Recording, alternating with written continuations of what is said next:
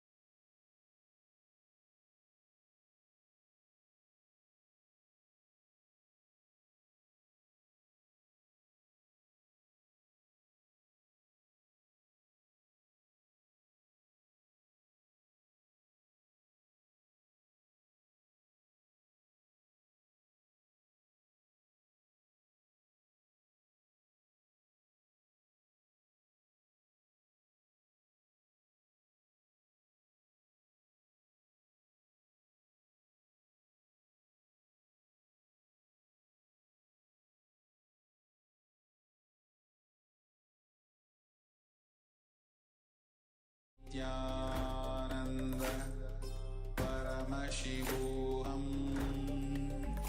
Om Nityananda Paramashivoham Om Nityananda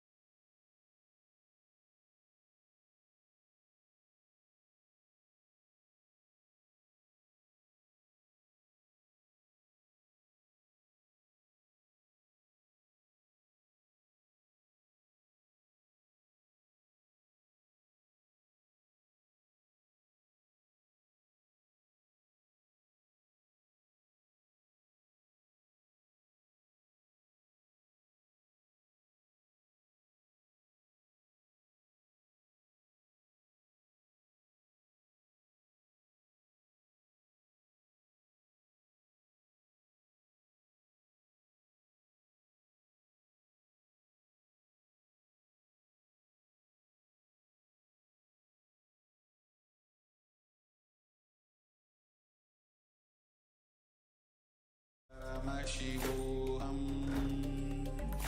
Om Nityananda Paramashivoham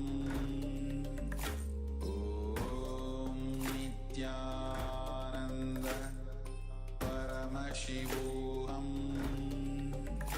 Om Nityananda Paramashivoham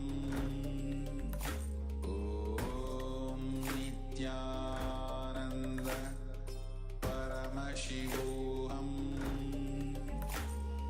Om Nityananda Paramashivoham Om Nityananda Paramashivoham.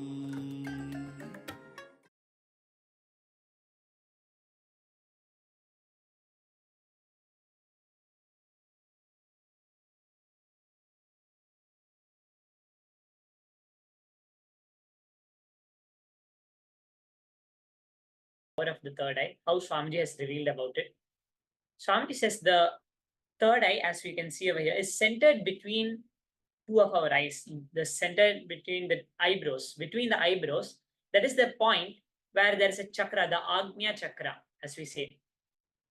Actually, how the science of the third eye is explained is a very beautiful science, where even without our two eyes, actually, we'll be able to see anything. That is the power of the third eye. So now we're going to be entering into the Shastra Pramana, where we'll be able to see how we can manifest this power of the third eye. I request all the participants, let's come to a space of listening now as we enter into this.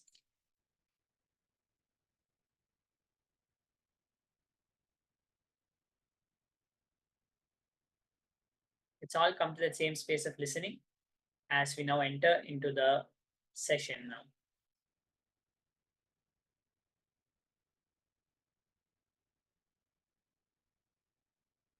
We'll be seeing the Shastra Pramana.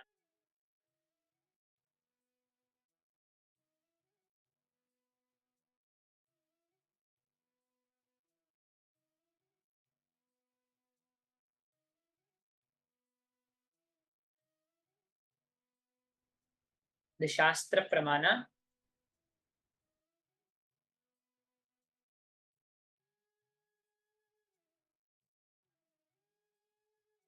for the power of the third eye.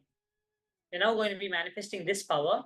Just before that, let's just start with the Sadguru Vandanam and then enter into the power manifestation.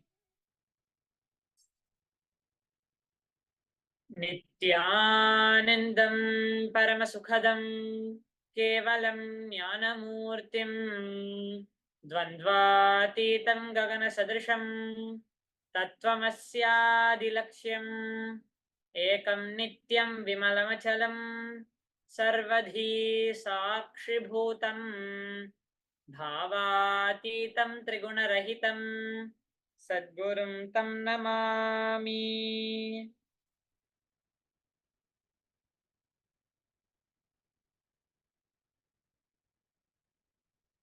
Yes. So I complete with all the participants once again for the technical glitch watching via YouTube and even for the delay which happened. So now we're going to be entering into the power of third eye. Let's just enter into the Shastra Pramana first, and then we'll go into the manifestation of the power of third eye. So the Shastra Pramana for this power of third eye, I'll now be chanting the Shastra Pramana and then let's enter into the power. Kapalantarmanonyasa tishthanmilitalochanaha kramena manasodardhyat lakshaye lakshyamuttamam. Bhagavan Paramashiva reveals, by fixing the mind on the inner space within the crown center and sitting stably without any movement, having the eyes closed in succession, by that stability of the mind and inner space, through the power of third eye, one directly sees the ultimate goal, lakshyam, by having the vision beyond the sight that reveals any object or place, attaining the space of oneness with the source, Paramashiva. So we see the beautiful Shastra Pramana, how the Shastra Pramana is explaining how we have to manifest this power of third eye. So let us now enter into the manifestation of the power of the third eye. As we are entering into it, I request all the participants, let's come to the space of listening now, and let's enter into this power of the third eye. So now let us visualize Swamiji. See the way the Shastra Pramana is explaining how we should manifest this power. First, fix the mind on the inner space within the crown center. If you understand, the Sahasrara Chakra actually is the chakra where the Guru resides. So when it's saying fix the mind on that, visualize Swamiji, that's all. Connecting to the Guru, visualizing Swamiji and connecting to the Guru is that. And then without any movement, all the movement is all the thoughts which are continuously happening. Swamiji is actually, when you're able to just sit, not engage continuously into the thoughts, actually not just the thoughts, but the thought current continuously where you're engaging into the thoughts. Thoughts are not a problem, but when you're engaging into the thoughts, so sitting stably, unclutching from all those thoughts, not engaging into them. There's a very wide difference between not having any thoughts or unclutching from the thoughts. So unclutch from the thoughts. Let's visualize Swamiji. Just now we got the initiation where Swamiji told us where we have to sit in Nirvikalpa Samadhi, unclutching. There is the same space from where the powers manifest. Enlightenment is that same space from where the powers manifest, because these are Shaktis. So let us sit now in that same space, and we'll see in the Shastra Pramana, receive this powerful cognition, fix ourselves on Swamiji, connect to Swamiji, entangle with Swamiji. And now we'll be seeing the Apta Pramana. The Apta Pramana we can see over here, how Bhagavan Mahavishnu was able to foresee the manifestation of Kartikeya from Paramashiva's third eye. This is from the chapter 1, Kumara Khanda, Rudra Samhita, Shiva Mahapuranam. Yena viryam pathed bhumau tatkarishyatha nishchitam tatra viryocha bhavita skandanama prabho sutaha. Bhagavan Mahavishnu said, by the method of the emitting of the life-filled energy, viryam, from the divine third eye of Paramashiva onto the ground will certainly be. From that life-filled energy, the son of Paramashiva named Skanda will be born. And now we can see the Atma Pramana, how the Supreme Pontiff of Hinduism, Bhagavan Sri Nithyananda Paramashivamam, manifested this power of third eye. On the Paurnami day, when Swamiji was sitting on the coral hillock, Pavada Kundru over there, and practicing the technique given to him by one of his gurus, Annamalai Swamigal, a direct disciple of Ramana Maharishi. When you're sitting there and practicing who I was, who am I, who's that I which I'm experiencing?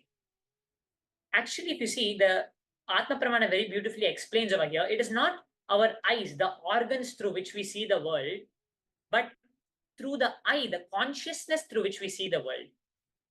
We have the possibility to see the world without our eyes, because it is not we are seeing the world, it is us projecting the world. It is not us just perceiving the world. So we can see how Swamiji manifested this power of third eye. And at that time, when Swamiji is sitting in that relaxed mode on the Pavla Kundra in Tiruvannamalai, he had the 360-degree experience where Swamiji felt he was experiencing himself in everything. That pure state of consciousness, not just in this body, like how we experience ourselves in this body, experiencing himself in everything around, in all the inanimate and animate objects. In that space, Swamiji was, and manifested this power of third eye, where Swamiji demonstrated this to one of his friends at that time. And we can see the Sakshi Pramana now, where many disciples and devotees who are initiated by the Supreme Pontiff of Hinduism, by Swamiji himself, manifest this power of third eye. Just by holding the powerful cognition, we can see over here, third eye reading of cards, the devotee has manifested. See, it's only Swamiji manifesting. When we say the devotee manifested, it's just the expression, how we have perceived it. But it's only Swamiji manifesting. Even now, Swamiji is manifesting in us. Continuously, Swamiji is manifesting. Only Swamiji is manifesting, in fact. That's what Swamiji says, the Paramadvaita experience. So when we sit, we connect to Swamiji, we'll simply be able to see how we can manifest this power. It's just that feeling connection where we are able to click with the powerful cognition and have that feeling connection and being able to manifest the power. So now I request all the participants, let us come to the space of listening now. As we saw the pramanas are very important for us to be able to organize that this manifestation can happen. Because if you just say as a belief, we'll not be able to do it completely. You just tell to believe, okay, you can see now, suddenly it will not manifest. The powerful cognition has to click with you. When you're visualizing Swamiji, you're connecting to Swamiji. When you're chanting the Mahavakya, you're raising your frequency to the same frequency as Swamiji. The Swamiji says the sound is one of the most powerful energies. It's directly the space dimension, because that sound is the whole reality from where you're manifesting the whole reality. All the sound which you're having in the chatter inside is from where you're manifesting the reality. So when you chant the Mahavakya, what starts manifesting as the reality is that pure state of consciousness. And the side effect of that happening is us manifesting the power of third eye. So it's not like we have to close our eyes and say, okay, I have to see the picture now. But it's going to that space with connecting with Swamiji. And in that space, manifesting the power of the third eye. So now that's an automatic process. We do not have to do anything. Automatically, we'll be able, whatever is there will get revealed. And we'll just be a conductor for Swamiji, connecting to Swamiji. So let us now enter into the guidelines to the manifestation. You can all close your eyes now as we enter into this power manifestation now. We are going to be projecting a picture of Swamiji. And whatever is being revealed in your third eye, you can tell, just project only Swamiji, visualize only Swamiji, hold only Swamiji inside your third eye, and tie your eye bands now, and we'll chant the Mahavakya and start the manifestation for this power of the third eye.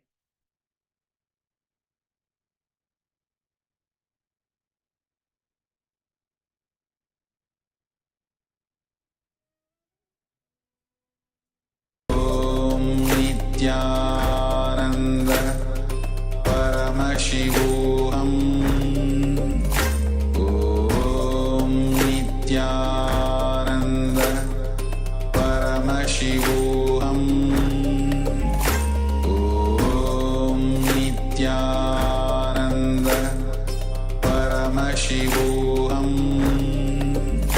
Om Nityananda Paramashivoham Om Nityananda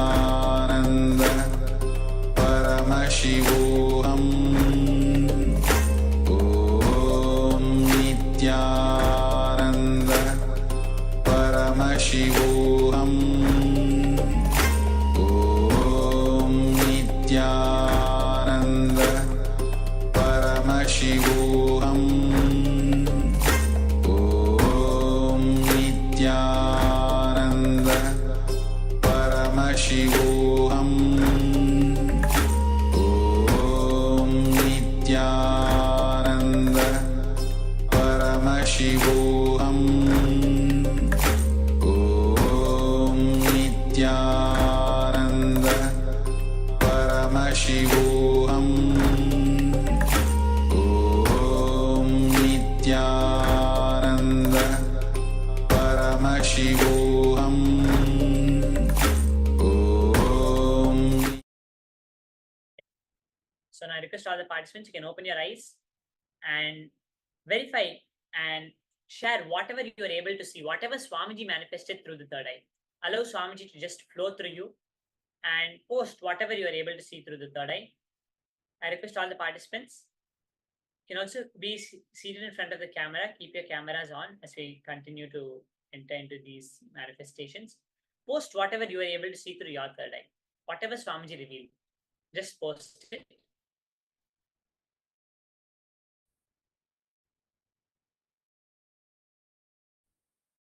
So let us watch it as we move on to the next session. Yes. So it is a quick round.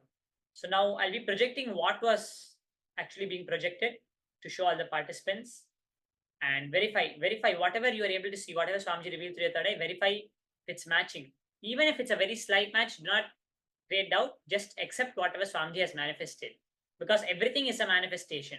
So let us now see what was being projected. You can see over here, the picture of Swamiji was being projected.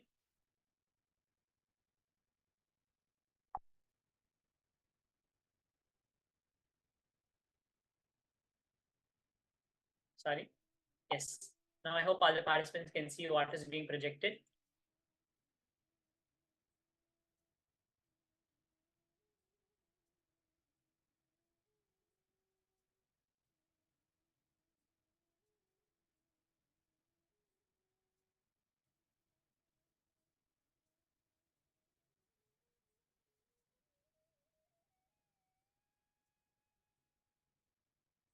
Yes, so I hope all the participants can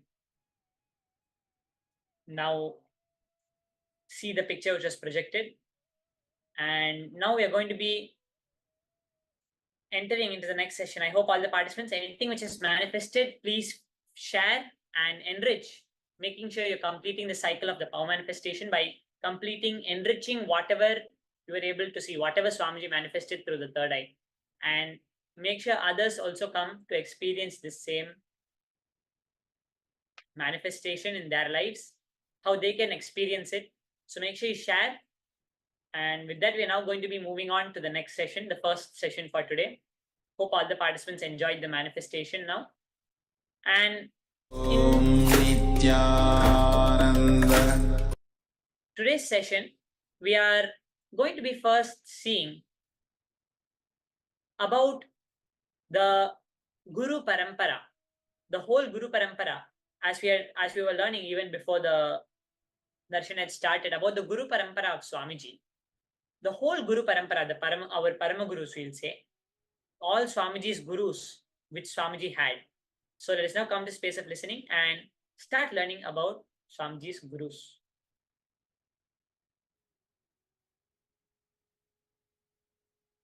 Yes.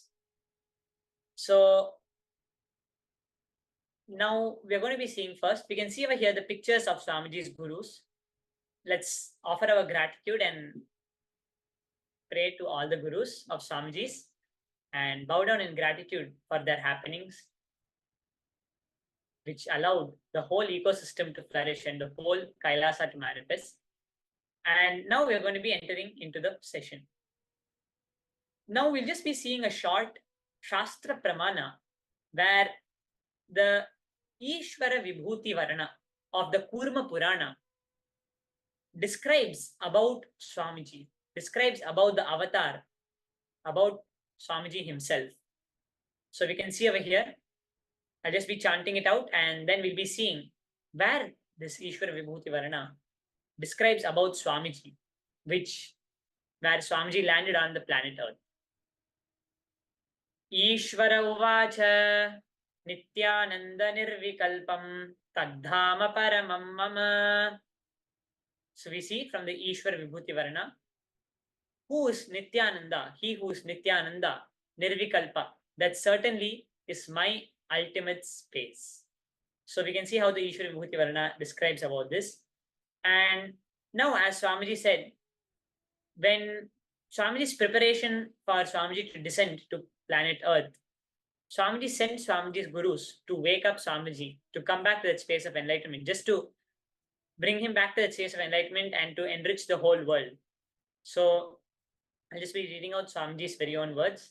Literally, my Gurus birthed me, brought me from Kailasa, protected and groomed me, made me manifest.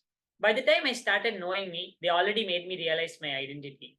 Never they allowed me to forget my identity as Paramashiva. Beautifully, they did the transition of macrocosm to microcosm. All of them have contributed so much to me stabilizing myself in the space of Advaita, the non-dualistic space, oneness. Arunagiri Yogeshwara supported me on a totally different level, the level of biomemory. Yogiraj Yogananda Puri, means Yogananda Puri, Raghupati Yogi, Swamiji's yoga guru. Yogananda Puri supported me in the very core of the body, in the level of the physical completion with the body. Vibhudananda Puri supported me in Vedanta, developing the Vedic mind. Each one of them supported me from a certain space. Annamalai Swamigal gave me the Advaita Anubhuti, Advaitic experience. So we can see over here how each of the Gurus have contributed to Swamiji's life. See, it's very important we learn about these Gurus because this is the whole Guru Parampara. How the Gurus have trained Swamiji, the same way we'll be able to understand how Swamiji is leading us step by step into each of these powerful cognitions, giving us the powerful cognitions, raising us to that same space. continuously only making our identity as Paramashiva. Only Paramashiva exists, that Paramadvaita. How again and again we have to live the powerful cognitions again and again. The ecosystem was such where every time the only thing where you'll tell to Swamiji was, okay, Swamiji is Paramashiva. That's how the gurus held the ecosystem in that place. Now Kailasa is reviving that same ecosystem for all of us again and again to make us go to that space of Paramadvaita by continuously treating us as Paramashiva, respecting ourselves as Paramashiva. So we're going to be learning very beautifully about many more truths about the gurus. So let's continue now. Swamiji says, I tell you, my mentors and my gurus were living examples of not giving up on people. Again and again, I look back, I look to them for more and more inspiration to not give up on people and to have more and more patience. The amount of patience they showed me, the amount of time they spent on me and waited for me to come to the context from where they were standing or teaching, the amount of chiseling they have done, the amount of friction they removed from me, the amount of completion they generated in me.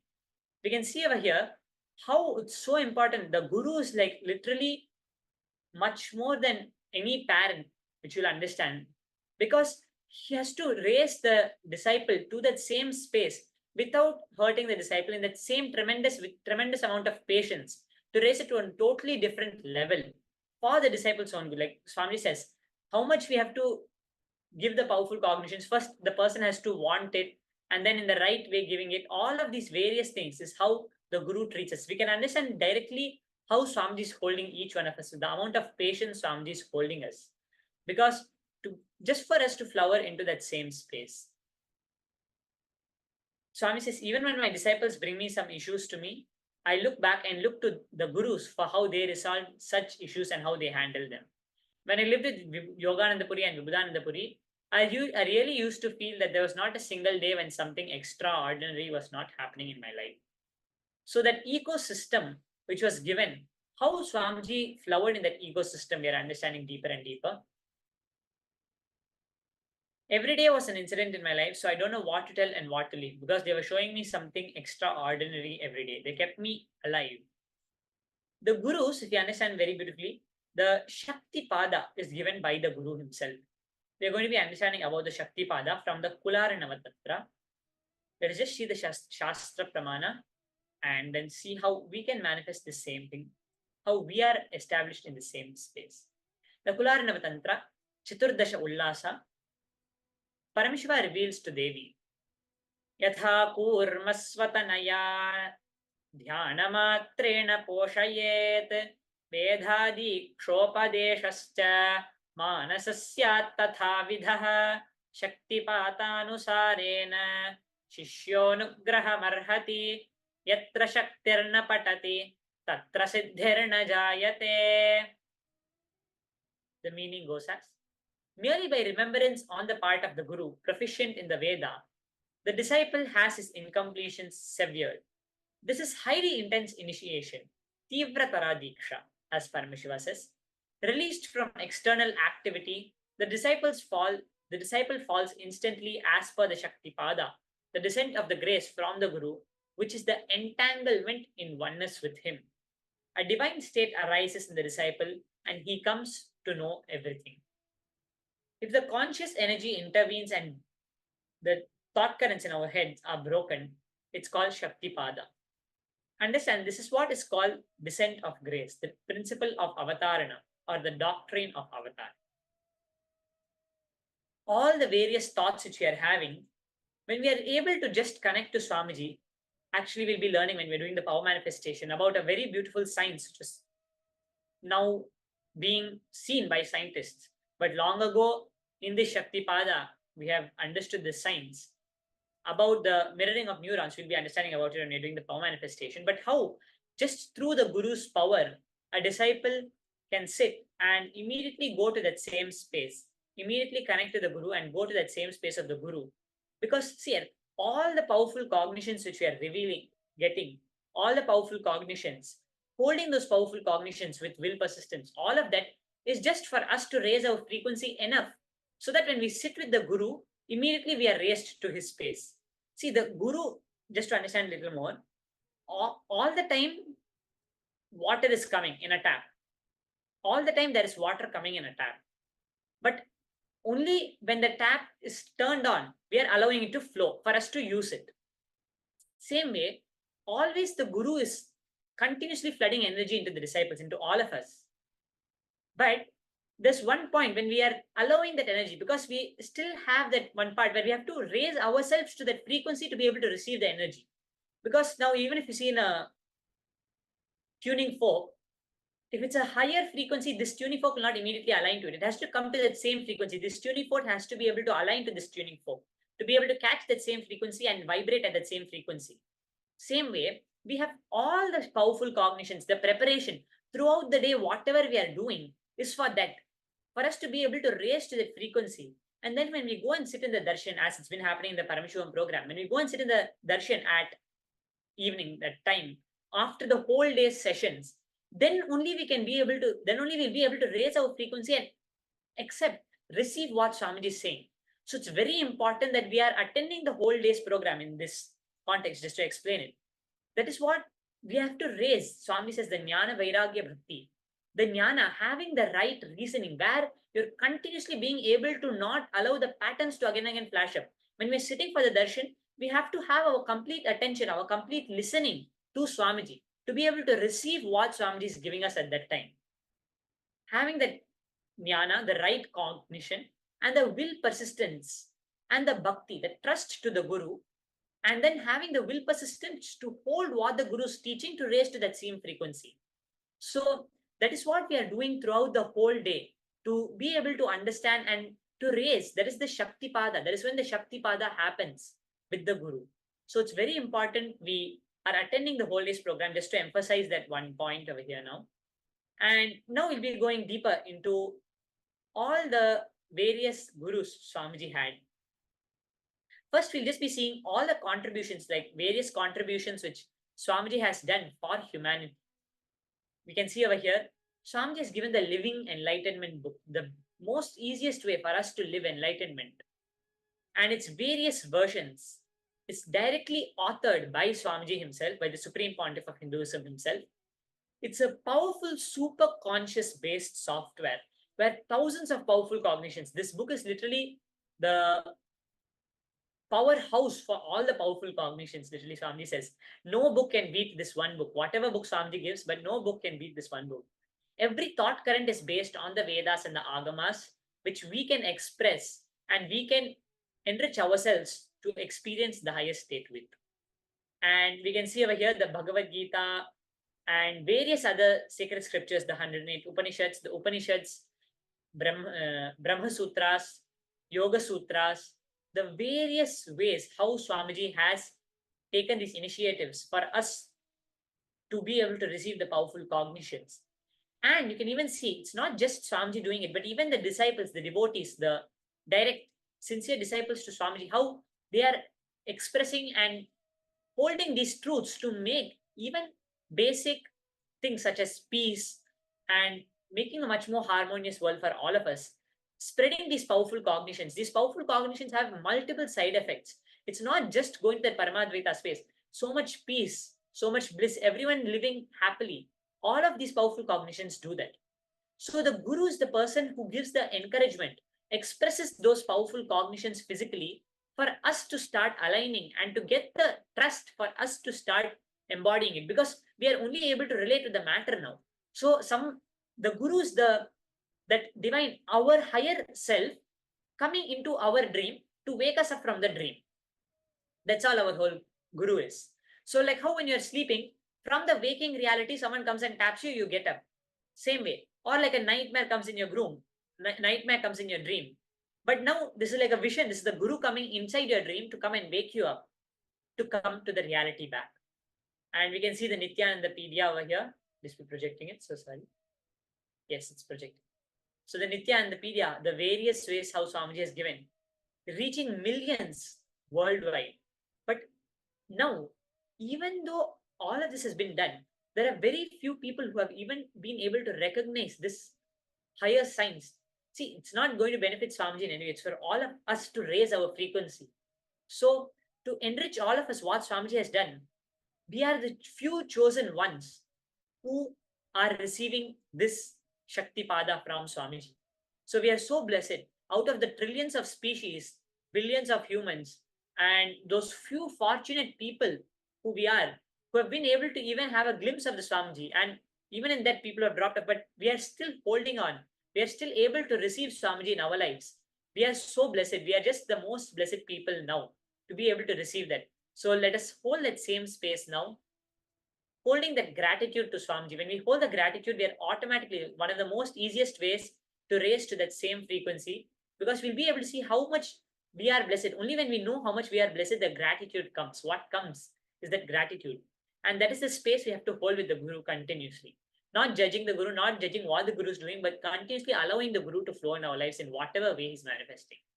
So this is the same experience Swamiji had with all his Gurus. Now, in the same powerful space, let us see about the various Gurus Swamiji had. First, we'll be seeing about Ramana Maharshi. Swami says Ramana Maharshi is my first love. So, revered as an incarnation of Paramashiva himself, Bhagavan Ramana Maharshi is one of the predecessors of the Supreme Pontiff of Hinduism, who foresaw his happening before attaining the state of Mahasamadhi and leaving the body in 1950. So we can see over here how Bhagavan Ramana Maharshi, very beautifully, Bhagavan Ramana Maharshi has predicted Swamiji coming to the planet Earth. To his disciples, he said that I'll be coming back in the next form. Paramashiva will be coming, incarnating as a small boy sitting under a banyan tree smiling. So we can see that's directly our Supreme Pontiff of Hinduism, Swamiji himself. We can see how Bhagavan Ramana Maharshi has predicted this. And Bhagavan Ramana Maharshi was among the greatest enlightened beings who carried the torch of Sanatana Hindu Dharma, who continued this Guru Parampara in his times and helped continue to directly initiate the Supreme Pontiff of Hinduism and courageously carried Sanatana Hindu Dharma into the 20th century, 21st century, one of the darkest times in history for Hinduism and planet Earth itself. Out of all the persecution, Bhagavan Ramana Maharshi was one of the people, one of the great enlightened beings who carried this torch of Sanatana Hindu Dharma. Ramana Maharshi was born in 1879 and manifested the complete super consciousness by the age of 16, which was the same age Swamiji's Gurus, the Supreme Pontiff of Hinduism's Gurus, performed the Acharya Abhishekam and initiated him as the 1008th incarnation of Paramashiva. Before passing on, Raju Mudalayar, the biological grandfather of the Supreme Pontiff of Hinduism, went to receive the blessings of Bhagavan Ramana Maharshi in the late 1940s when Raju Mudalayar, Swamiji's biological grandfather, was a young orphan who worked in the rice shops of Tiruvannamale. Bhagavan Ramana Maharshi blessed him and said that, and declared actually, that Arunachala himself will be born in his family as the Supreme Pontiff of Hinduism. And Bhagavan Ramana Maharshi, in many of his teachings, is widely known for the self-inquiry, that same path which Annamalai Swamigal gave to Swamiji to have the first enlightenment experience, which is inquiring who's the source, where is the source continuously, who am I, who am I? So we can see over here, and as we will see in the life of the Swamiji himself, these few definitive words, the self-inquiry, that who am I, played a powerful role in having the first enlightenment experience. And throughout the divine childhood of the life of the avatar, he was raised surrounded by the direct disciples of Bhagavan Ramana Maharshi, such as Annamalai Swamigal, Thinnai Swamigal, Sadhu Om, Kanakkammal, who themselves are strong pillars of the enlightenment ecosystem in Tiruvannamale. So these were many great people. Like Thinnai Swamigal, he just went to Ramana Maharshi once and received a powerful cognition with such receptiveness in that Shaktipada state, saying, just drop it. And from that time onwards, he just stayed in like a 10-foot by 10-foot room. Thinnai Swamigal, one of the disciples of Ramana Maharshi, and he has blessed the Supreme and initiated the Supreme Pontiff of Hinduism also. And going into the next Guru, which Swamiji had so many Gurus, and this is Isakki Mahamunivar, Isakki Swamigal also called. We can see over here, after Swamiji was born, Isakki Swamigal dropped all public activity to support and initiate the Supreme Pontiff of Hinduism. Swami says in his own words, I had the good fortune of living around Isaki Swamigal, him, for 6 years. I have never seen him eating or drinking or sleeping, no regular activities. I've never seen him even having regular sleep. He never even used clothes. He was a Naga sadhu. He was continuously overflowing, bubbling with joy. He doesn't need anything from the outer world. He's just completely fulfilled. We call it in Sanskrit, Atma Rohitaha, completely fulfilled in himself.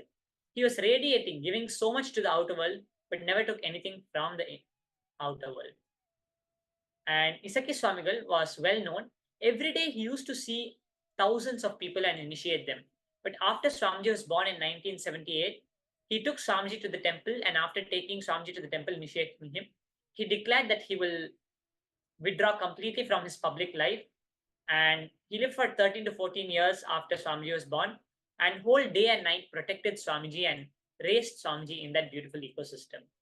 You can see over here the Guru Parampara, Bhagavan Paramashiva himself, in the form of Arunachaleshwara Linga, and Isaki Swamigal, and then Mata Vibhudanandapuri and Swamiji himself.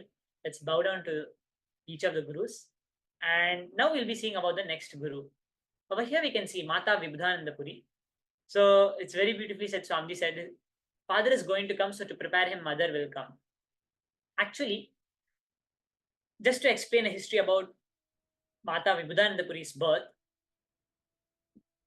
Kuppamal, as she was also called, her mother did not have a child for many years. So Kuppamal's mother went and begged Sheshadri Swamigal, another great Siddha, I don't have a child, I'm married for so many years. In Indian society, they'll make fun of you if you don't have a child at that time. So Sheshadri Swamigal is a great Mahapurusha. He used to just sit on a dustbin in Tiruvannamalai where everything was dumped. He took the dust from nearby and put it in her hand. The lady means Mata Vibhudanandapuri's mother, just in that space of Shaktipat and that same space of that initiation, just took and ate the whole thing. So you can see over here, it's just a normal common piece of dust, but through that space of Shaktipada, when the disciple was ready to receive, how just in that same space, because she was able to receive it, even a normal piece of dust could manifest as such a huge thing in her life. And we'll be seeing what happens after that. And immediately after she ate it, in 3 days, she conceived a child, and the doctor said that she was carrying a child. So she went and told this to Sheshadri Swamigal, and Sheshadri Swamigal said, Father is going to come, means Swami is going to come. So to prepare him, Mother will come. So very beautifully we can see how in Mata Vibhudanandapuri's life, how she was able to manifest the same space, and the baby was born and it was brought to Sheshadri Swamigal. He was sitting on the same dustbin at that time. He received the baby in his hand and kept it in his lap. And in Tamil, we say that dustbin means Kupatotti. So she was named as Kuppamal. And she dedicated her whole life after that to bringing up Swamiji and initiating Swamiji in various sciences of the Siddhanta, of the Vedanta, And after that, if you go to anyone in Tiruvannamalai, you will be able to hear about this story. And all of them have some of the other experiences like a Siddha in their life. It's all just that same ecosystem. Swamiji says, I am just this whole ecosystem gone right, this whole Guru Parampara gone right. So it's such a beautiful, powerful experience for all of us to be able to go through all of these histories and understand all of it. So I request all the participants, let's enjoy, let's continue to offer our gratitude. And even in that space of gratitude, you'll see all the problems in all our lives will simply get solved. It's very beautiful. The space of Shaktipada is one of the most powerful spaces where we can just simply connect to Swamiji and all our problems will get completely healed. And we can see over here the continuation of the lineage, Mata Vibhudanandapuri. And when actually we can see a small power manifestation which happened. Mata Vibhudanandapuri, when she was little old, she decided, I don't want to have the monthly cycle, the physical cycle, and she turned the Kundalini. Actually, Swami says that's Kundalini energy into enlightenment. It's just possible without any sickness, out of conscious choice. Very beautiful, all the Gurus of Swamiji. And you can see Yogiraj Yoganandapuri, my yoga guru, Swamiji says. Just be reading out a few slides. Yoganandapuri stood by Manu. planet Earth's first ever lawmaker, who said that knowledge is free. Even though he was an amazing yogi, he took up a job as a cashier in the State Bank of India and worked to maintain the family. He had nearly 14 kids in his life, and we can see beautifully how he manifested this. He was just a body of miracles. He would sip cold water through his one of his nostrils and spit out hot boiling water.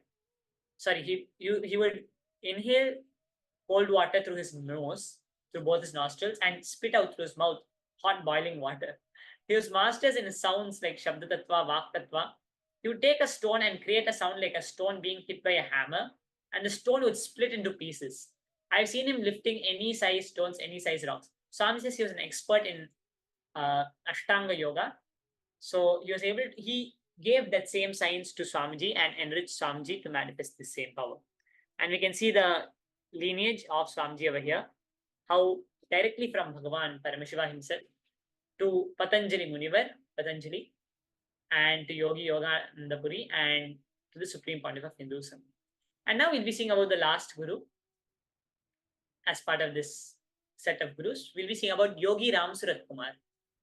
So Yogi Ram Surat Kumar is one of the very beautiful experiences Swamiji had, many experiences. He's also called Visari Swamigal because he used to have a fan which he used to fan himself always, and he used to smoke, and he only used to have tea his whole life.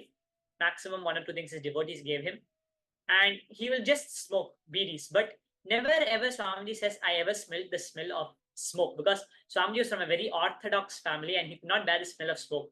It would just be the smell would just be sandalwood. That's all. This smell of gandha which we use. So we can see over here how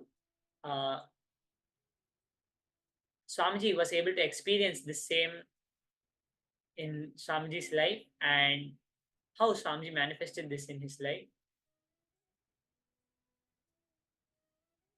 So, in fact, Yogi Ram Sarat Kumar told Swamiji that you'll pass the test of life itself. So, there is the initiation Yogi Ram Sarat Kumar had given to Swamiji. And we'll be going deeper into these truths now. Every word he uttered simply made a realization in me, Swamiji says. Every word Yogi Ram Sarat Kumar would say, you could see that thousands of patterns were just getting bombarded. See, this is exactly, we can understand the space of Shaktipada. When the receptiveness is there, there's no difference between you and the Guru. So the Guru's space is just manifested in you. See, this is one of the most easiest ways. If we try to do tapas, get enlightened, all of that, Swamiji says, it's like an ant trying to climb up a mountain. But when the Guru is there, when the disciple is allowing the Guru to manifest in him, then simply the Guru can take the ant, put it on his shoulder, and walk up the mountain. How much more easier it is. But the ant has to allow the Guru to pick him up. If he does not allow it, that's his own arrogance and foolishness. So dropping that arrogance and that foolishness, dropping that, all those cognitions, being able to come to that space of listening, that's all. And being able to allow Swamiji to manifest in our lives is how we'll be able to simply manifest all of these powers. So now let's go through a small clipping where Swami is going to be explaining about one Guru versus many Gurus. Why you should have one Guru versus many Gurus, and how we are blessed because it's an incarnation directly in our lives.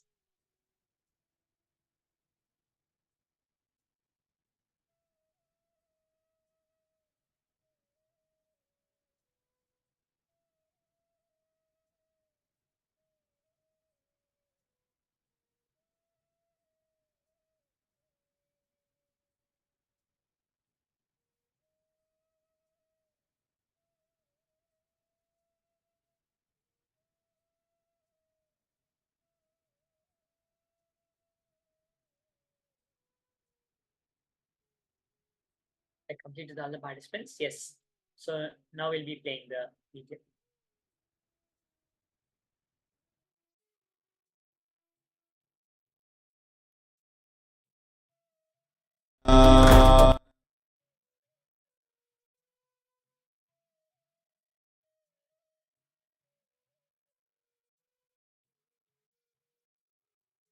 Sorry, I completed all the participants. Just a few moments. I'll just be fixing the audio glitch and we'll be right back. Just please stay tuned. I really completed all the participants. Om Nityananda Paramashivoham Om Nityananda Paramashivoham Om Nityananda Paramashivoham Om Nityananda Paramashivoham Om Nityananda Paramashivoham Om Nityananda Paramashivoham Om Nityananda Paramashivoham Om Nityananda Paramashivoham.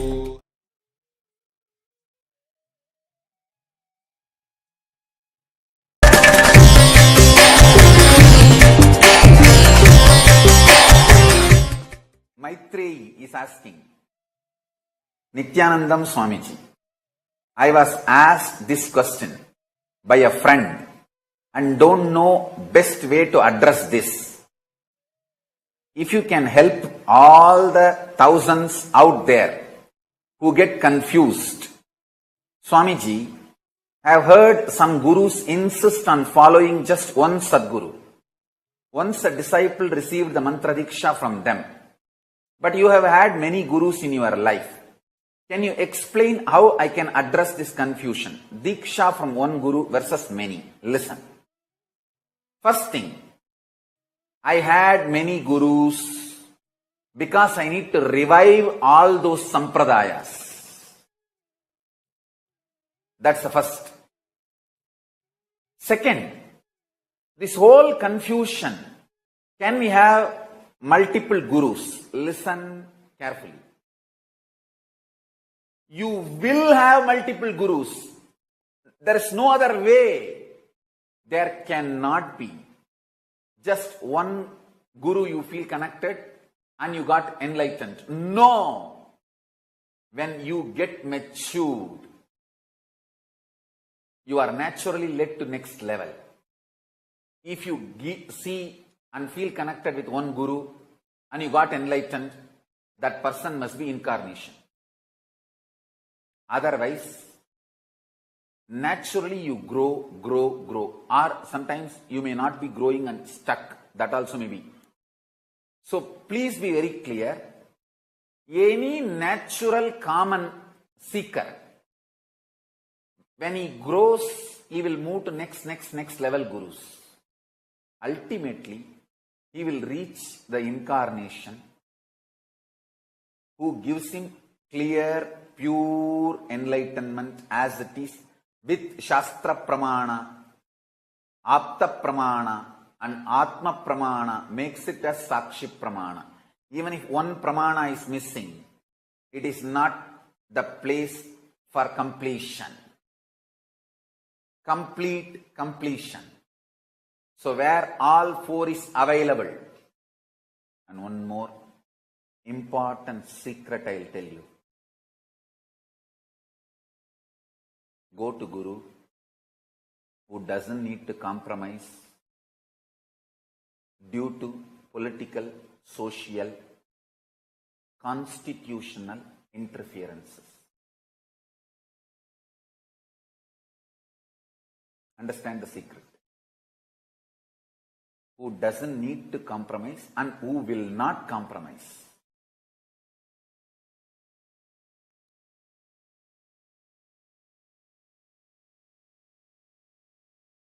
The only Hindu guru who has religious and political freedom to teach the Hinduism as it is, uncompromising way, who is not interfered, harassed by anti-Hindu forces from outside Hinduism, the Hindu-phobic forces outside Hinduism, nor internally the different sampradayas hitting at each other. Man was liberated himself from both external attacks and internal conflicts, who stands with the pure integrity to Hinduism with the Shastra Pramana, Apta Pramana, Atma Pramana, and makes it a Sakshi Pramana for you. Go to that Guru. He will be an incarnation, liberating you from beginning your journey to the ultimate one with Paramashiva. Maitri, I think I made it clear. Many times, gurus are under pressure socially, politically, constitutionally, multiple levels to compromise on the purity of Hinduism.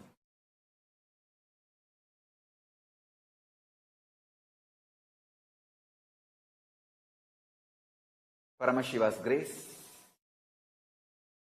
he freed me from all these pressures to keep the precious Hinduism alive in pure form.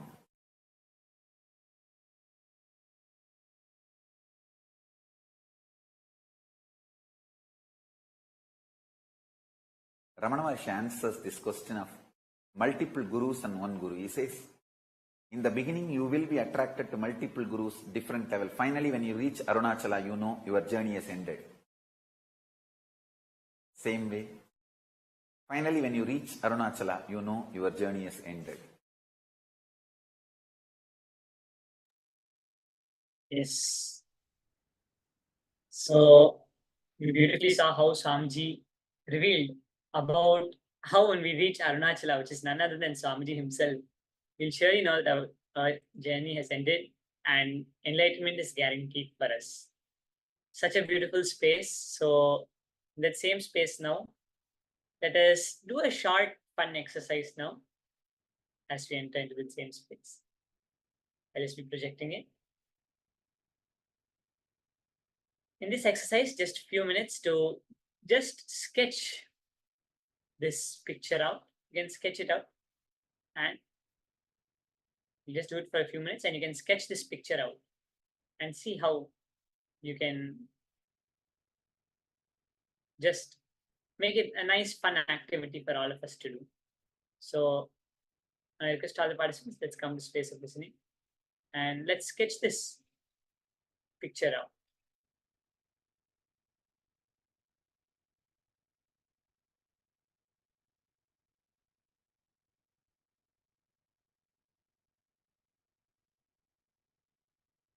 Just a few moments. Sorry. Yes. So let us now sketch this picture out. You can see this picture over here. Let's take some time now.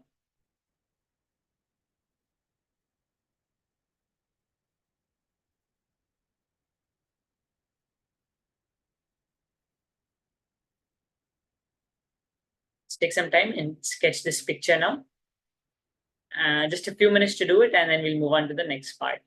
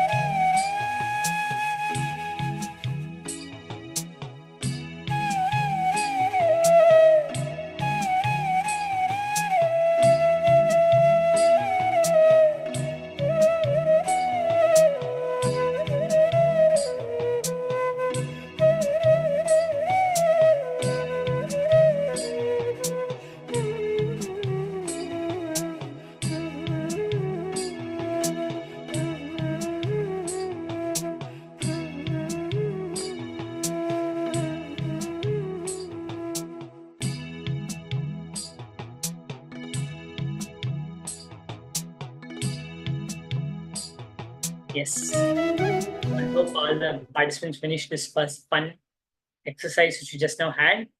Just sketching out the Guru Parampara lineage of Swamiji, Yoga Guru Parampara lineage.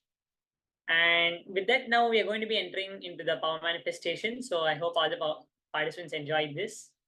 Now let us enter into the power manifestation. Today we first manifested the power of third eye. Now we are going to be manifesting the power of length. So let us start with the power of length now. We'll just be seeing the Shastra Pramana for this power, and then we'll enter into the power manifestation.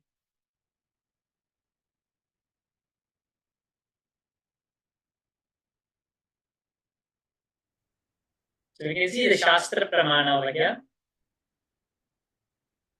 The Shastra Pramana is the eternal unchangeable truth revealed in the source scriptures. This Shastra Pramana, the source for the Shastra Pramana, see, as Swamiji said, it's very important we have the Shastra Pramana, Apta Pramana, Atma Pramana, and the Sakshi Pramana. So we can see over here, by aiming and fixing the self, it's from the Shiva Sutras, Sutra 1.19, means the first chapter of the Shiva Sutras, 19th verse. Now I'll be chanting the Shastra Pramana and we'll be seeing the meaning. Shakti Sandhane Sharirotpattihi. Once again. Shakti Sandhane Sharirotpattihi. So now let us continue with the Shastra Pramana. We'll be seeing the translation and the powerful cognition we have to receive from the Shastra Pramana to manifest the power. By aiming and fixing the self on Shakti, uniting in oneness with the supreme power, the embodiment of that which is cognized and willed manifests at once in its length, breadth, depth, and time and space dimension. Very beautifully, you can see how Swamiji is revealing the Shastra Pramana from where, how we should manifest this power. See, as we were understanding about the Shakti Pada, when we are aiming and fixing ourselves on the Shakti, now how will you relate to Shakti? You're saying Shakti, what are you going to relate with that Shakti? Just understanding, uniting in the space of oneness, read the next line, the supreme power, that is the Shakti. That space of oneness. Now if you understand, just to explain this a bit, I'll be explaining about the mirroring neurons first to understand about this. Just to understand a little more actually about it, we'll explain the mirroring neurons in the next power manifestation. Let's understand about entanglement in this power manifestation actually. See, the scientists, they did something called the twin photon experiment. They took one photon and they split it into two, and using microfiberic tables, they sent one of the photons, which they sent one part 7 miles one side and 7 miles another side to another village. This was conducted in the Geneva. So what they saw was that the time was 14 miles apart, these two photons. What they did at that time was, anything they observed, when they observed the position of this photon, of one of those photons, they were able to see that automatically the other photon reacted in the opposite way, in the same way. If you understand this, they both were entangled. So anything, whatever they did to one photon, when they tickle one photon, the other photon would jump. Like that. So if you understand, like if you tickle your hand, someone tickles you, like how you jump. When they tickled one of those photons, the other photons started jumping.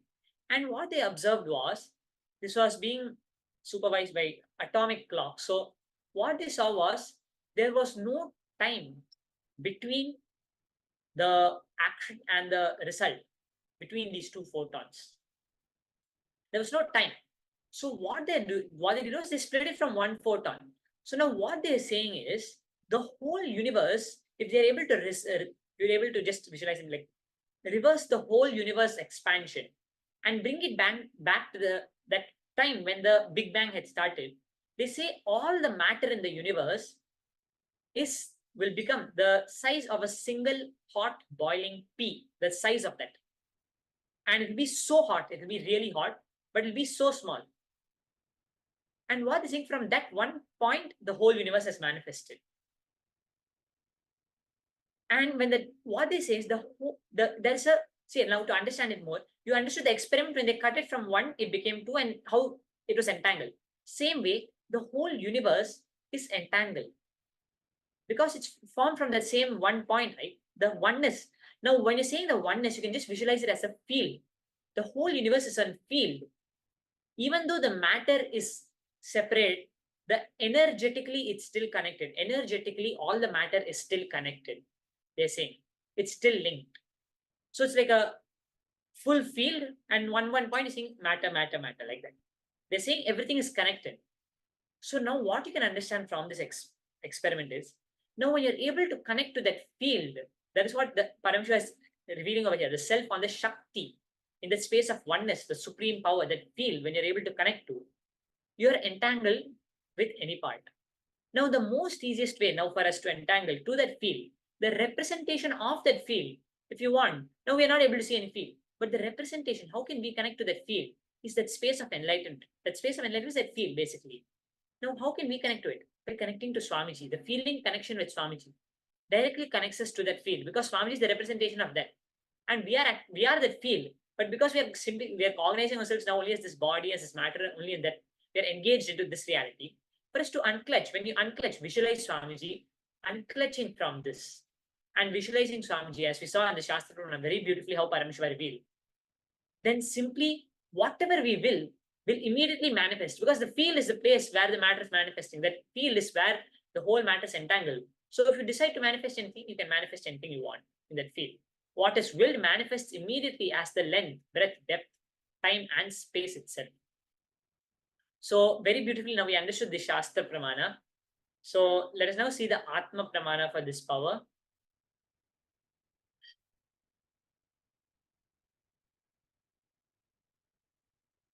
We can see over here actually the Apta Pramana first. We can see how Srinivasa Ramanujan, an enlightened being who had mastered the power of length, was also called as the man who knew infinity in the West. He downloaded mathematical breakthroughs and whole formulas by connecting with the goddess Mukkur Mahalakshmi. We can see over here, Swamiji says, how Ramanuja, when having that entanglement, that space of Shaktipada with the goddess now, he was able to connect to that goddess and he was able to manifest it. Ramanuja was a Hindu adept at interpretation and astrology. Growing up, he learned to worship Mukkur Mahalakshmi, the Hindu goddess of creativity. He experienced mathematics and spirituality as one.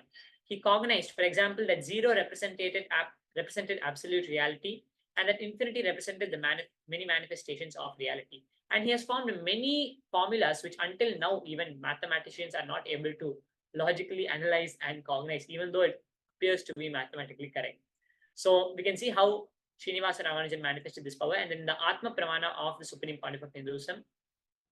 When Swamiji was around 9 years of age, he had the darshan of a splendorous sacred geometric form inside the Arunachaleshwara temple when sitting.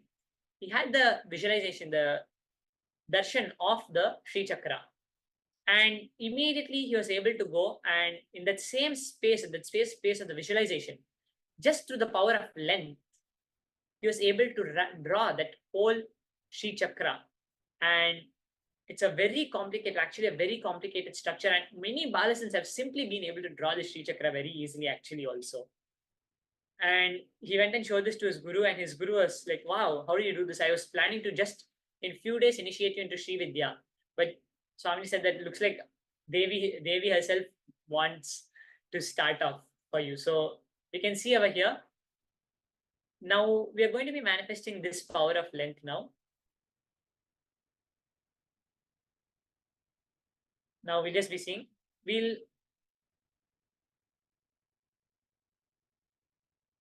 just a few moments. And now we're going to be connecting to Swamiji. See, like how we said, visualize Swamiji, chant the Mahavakya. That's the connection to Swamiji.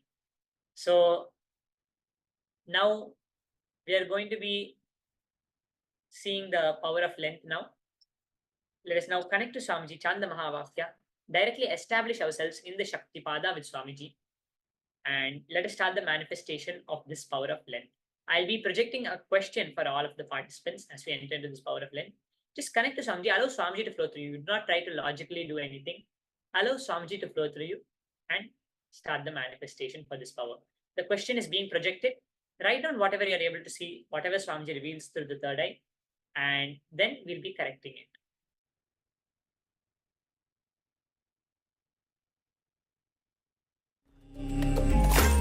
Om Nityananda Paramashivoham. Om Nityananda Paramashivoham. Om Nityananda Paramashivoham. Om Nityananda Paramashivoham. Om Nityananda Paramashivoham. Om Nityananda Paramashivoham. Om Nityananda Paramashivoham. Om Nityananda Paramashivoham. Om Nityananda Paramashivoham. Om Nityananda Paramashivoham. Om Nityananda Paramashivoham. Request all the participants, please post whatever you're able to see through your third eye, and now we're going to be seeing the answer. Whatever you're able to see through your third eye now, let's see what the answer was. It's only Swamiji manifesting, hold that same context and manifest it. And the answer is 10. We can see over here 25, 24, 24, 22, 22, 19, 19, 15, and 15, 10. 10 is the correct answer. So celebrate whatever has manifested. See, our only purpose why we have come down is to celebrate. So let us celebrate whatever has manifested and offer it to Swamiji's feet, lotus feet, and allow Swamiji to flow through all of us. So in that same space now, enrich and share whatever manifested in your platforms, Facebook platforms, or in any of the other platforms which you are using, and share it with everyone. Let everyone experience the same experience. And with that, now we're going to be moving on to the next session. I thank all the participants for participating in this session now. Now, let us move to the next session. In this next session, we're going to be understanding a very important understanding about the physics of the guru-disciple relationship. It's very important we understand about this. It's very closely related to the jnana which we were just now doing, about the powerful cognitions which we just now understood. So let us now get ready to see the physics of the guru-disciple relationship.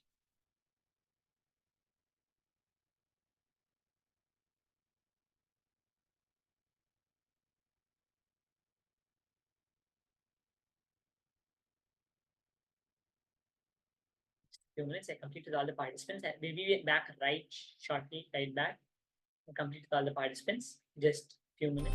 Paramashivoham. Om Nityananda Paramashivoham. Om Nityananda Paramashivoham. Om Nityananda Paramashivoham. Om Nityananda Paramashivoham. Om Nityananda Paramashivoham. Om Nityananda Paramashivoham. Om Nityananda Paramashivoham. Om Nityananda Paramashivoham.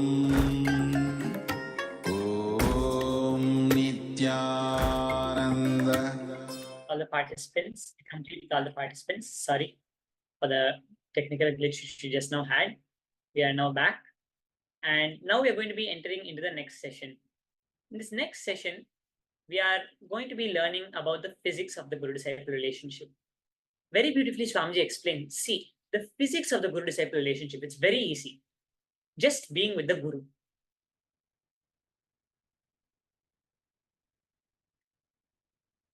Continuously being with the Guru and reflecting the Guru continuously.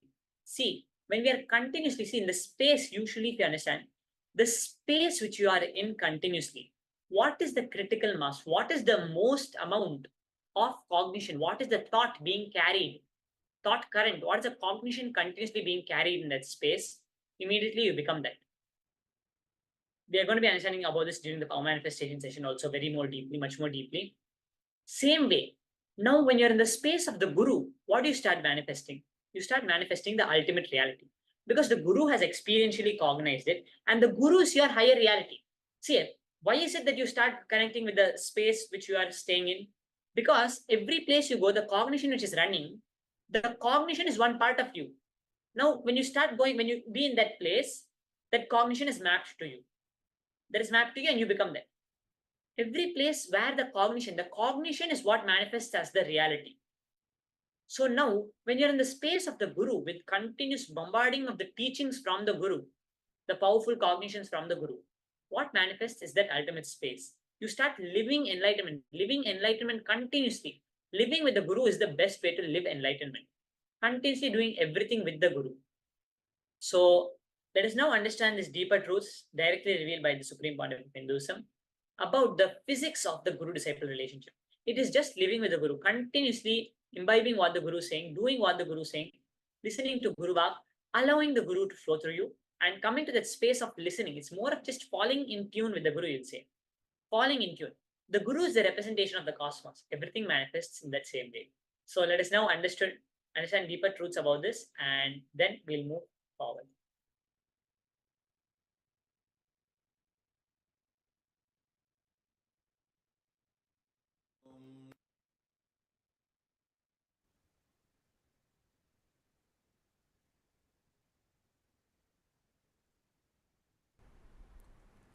Whole Hinduism is Guru Sishya Parampara.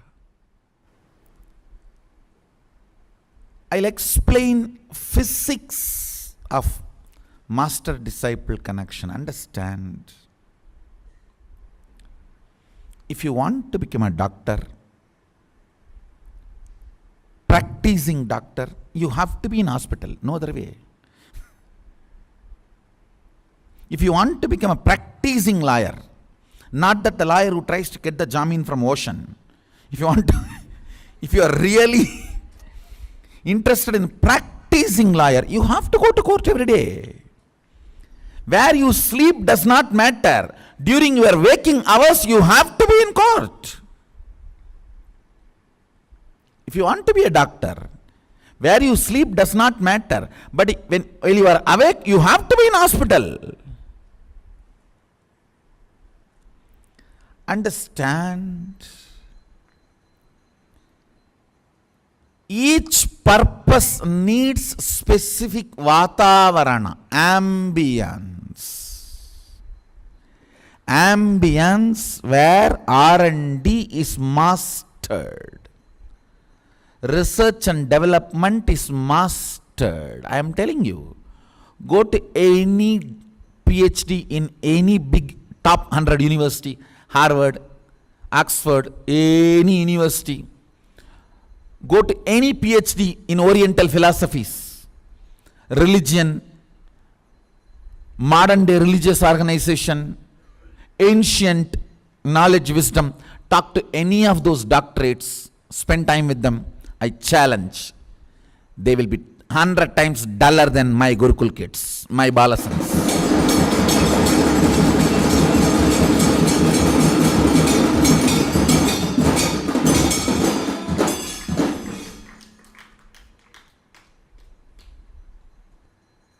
Understand.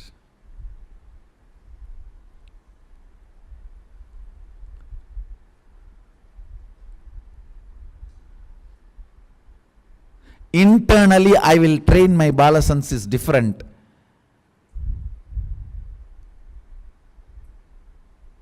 Internally, I will work on them to become more and more complete. But externally, for the outer world, they are much more than perfect.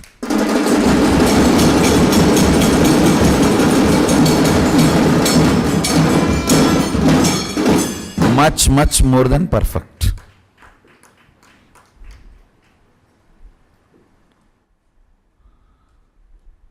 Understand?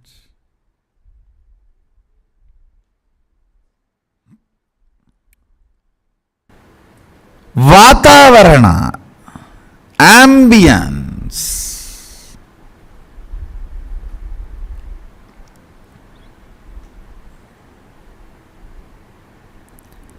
is required for any excellence.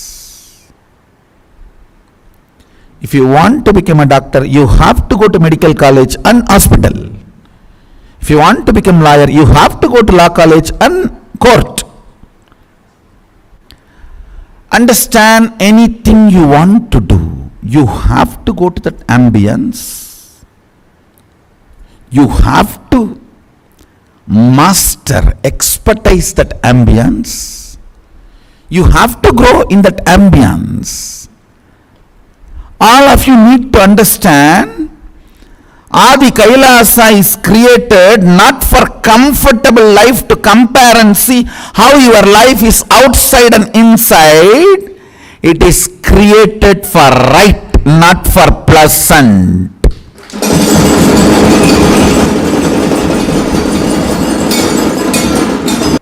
Yes, naturally alcohol will be more tasty than neem juice. Oh, that is so beautiful after taking this neem juice. Then get lost and drink that. Who says no?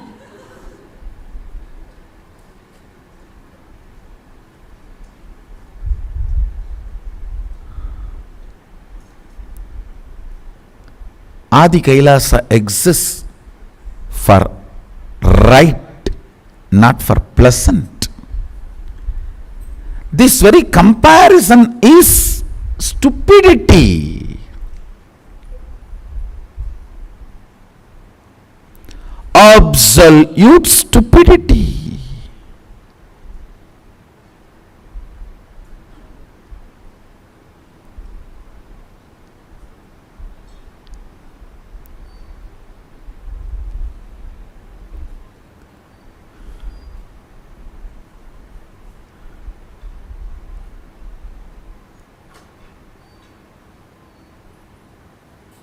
Life in the Adi Kailasa is not for the people who are expecting pleasant, but for the people who are expecting right.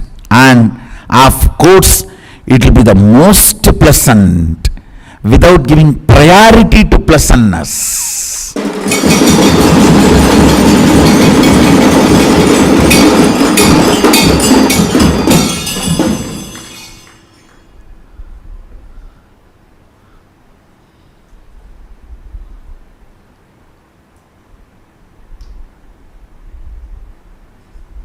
This place and this ambience is created for the people who want to do right thing in their life, not for the people who want to do pleasant things in their life. I have not put a board, bar, dance club. I have put a board very clearly, Adi Kailasa, Bengaluru Adinam.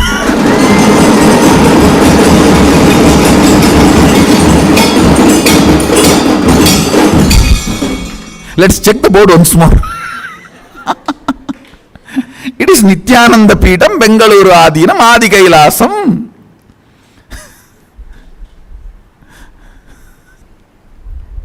It is very clear, I am running Kailasa.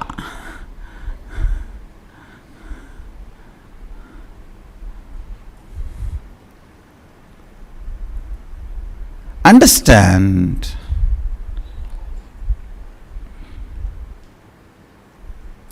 It is for right, not for pleasant.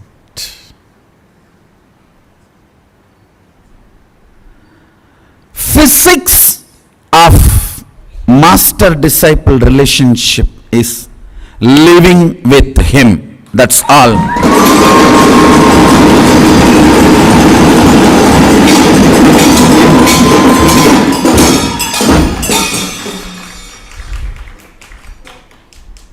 All other answers are compromised answers. It is straight. Living with him, over.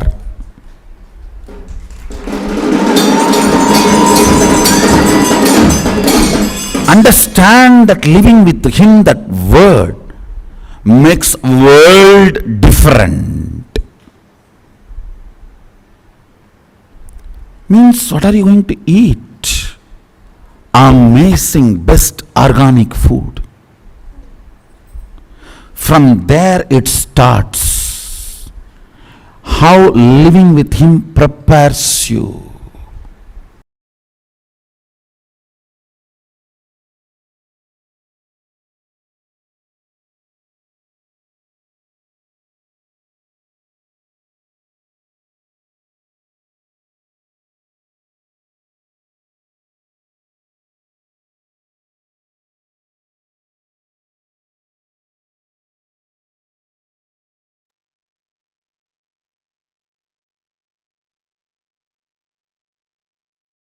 Yes. So we beautifully saw how Swamiji explained how when we are ready to start living it, we have to start getting ready. We have to start participating in life and start getting ready to live it. We have to accept the master in our lives.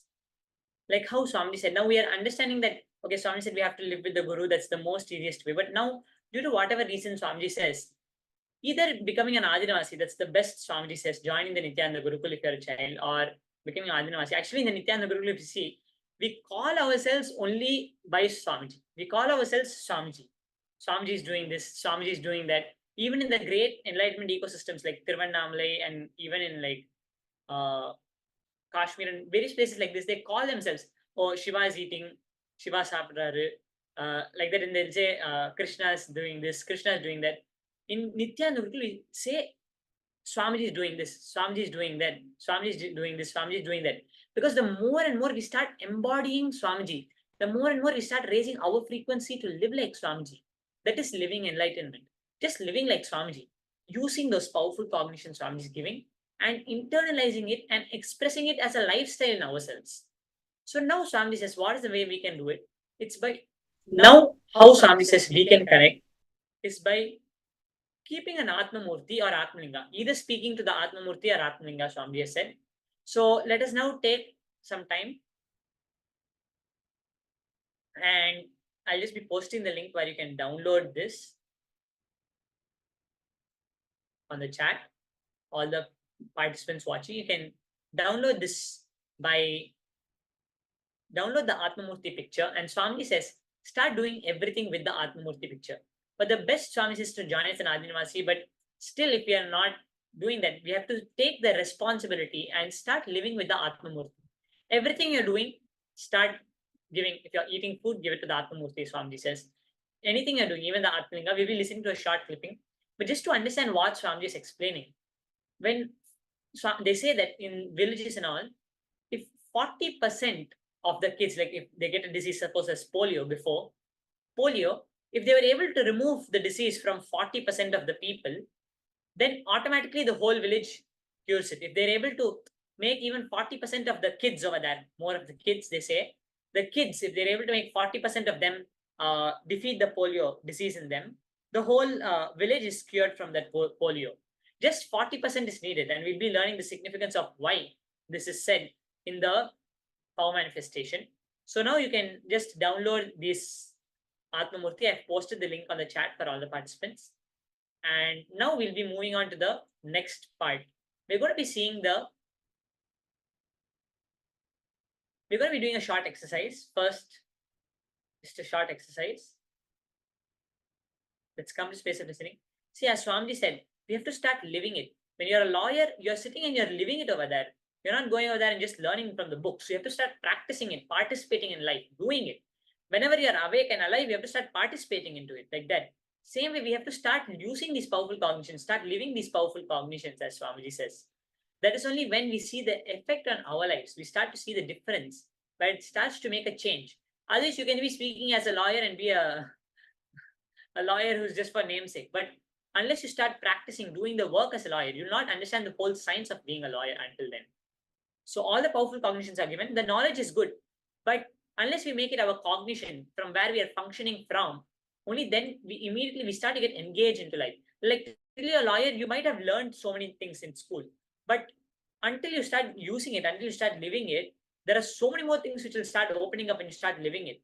Only then you are able to say that I am a lawyer. Okay, you see everyone, the amount of experience they have, lawyer for this much time, and you go to them. You don't go immediately when they're a new person, because they need more experience. The experience, how we can experience living enlightenment. That is what Swamiji says. And it's the greatest thing for us is we can start doing it immediately by living. The most easiest way, Swamiji says, is to start living with the Atmamurti, speaking powerful cognition.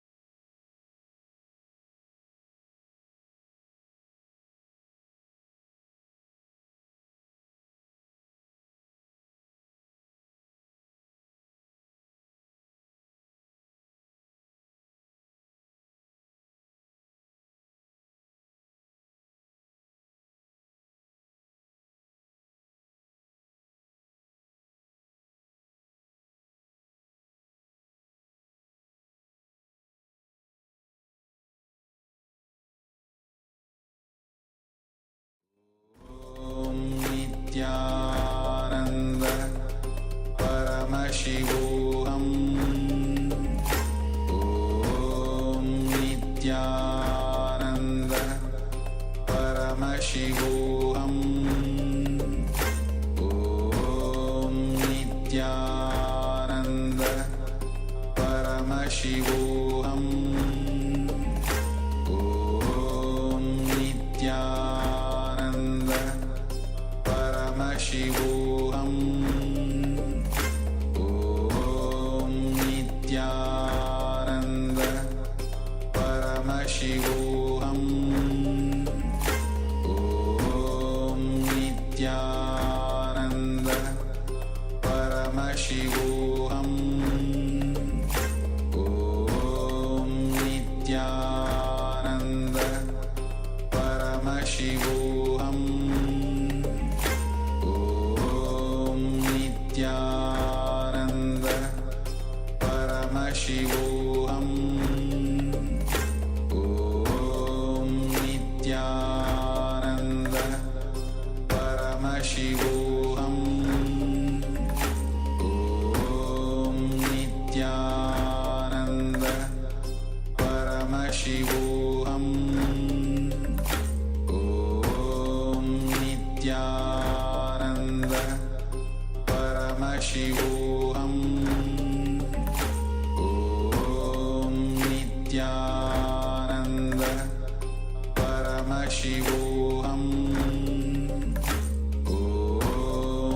Om Nityananda Paramashivoham Om Nityananda Paramashivoham Nityananda Paramashivoham Om Nityananda Paramashivoham Om Nityananda Paramashivoham Om Nityananda Paramashivoham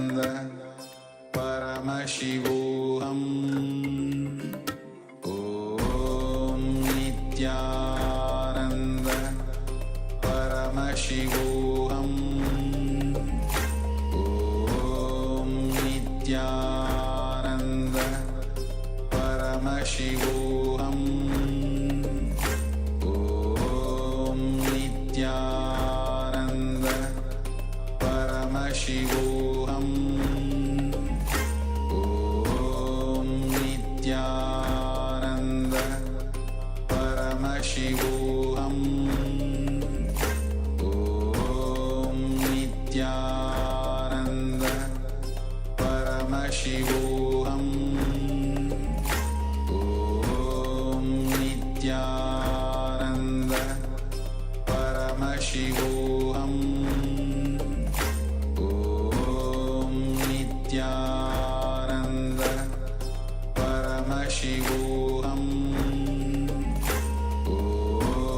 Nityananda Paramashivoham Om Nityananda Paramashivoham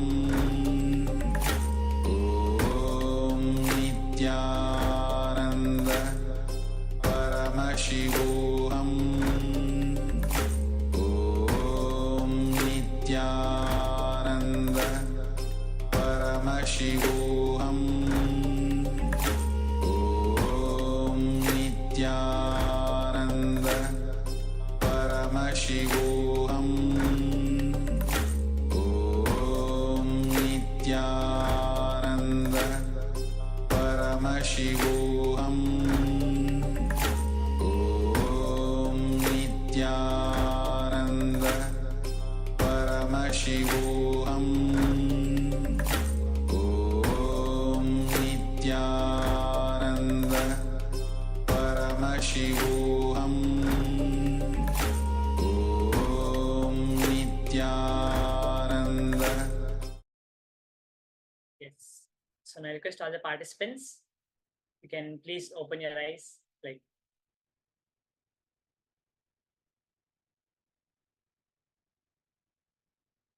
Yes, so you can now finish the exercise. I hope all the participants were able to finish the exercise. And now we are going to be entering into the next power manifestation. We're going to be manifesting the next power of length. So now we're going to be projecting another picture. Just before that, let's see the Shastra Pramana again for the power manifestation, as we had seen. And we're going to be starting with the Shastra Pramana now and continuing into the same power of length. Let's again see the Shastra Pramana now.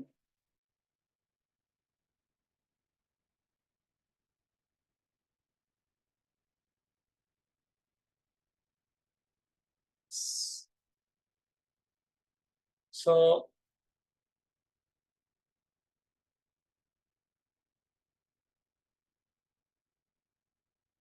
now we understood, now connecting to that Shakti as we had understood, right? How we can explain it? Now they say, right, we understood that scientists say that even 40%, researchers, they say that even 40% if they're able to remove, then they are able to see the whole community can survive from the polio. Same way, what we can understand, when even 40% of our thoughts, any place, 40% is enough to change the whole ecosystem, the whole Vatavarana. Same way, like how Swamiji was saying, the Adi Kailasa at that time, how Swami is explaining Kailasa, how it's made to experience that space of enlightenment, continuously being enriched only by that space of enlightenment. You're continuously put again and again into that same space. So that allows us to reflect the Guru in our lives and reflect and experience that higher space in our lives. So I request all the participants, let's see the Shastra Pramana. Actually, what we can understand, the scientists term it as mirroring neurons. There are amount of neurons, there is a place in our brain where the neurons reflect any action done as if we are doing that action. Like, just to explain, if you're seeing someone swimming, then those neurons reflect that person swimming in your brain, and it's as if you are doing that swimming. Same way, now when we are sitting in that space with Swamiji, when we are, for that, what they say is we need to be like, now, if you have not done swimming before and you are seeing someone swimming, maybe 80% you'll reflect the other person's neurons. But when you have done swimming, when you know, when you're able to see someone else who's doing like maybe better swimming, and you're so engaged, you're so attention, when your attention is given over there, when your listening is put over there, then you'll simply be able to reflect it 100% completely as if you're doing it.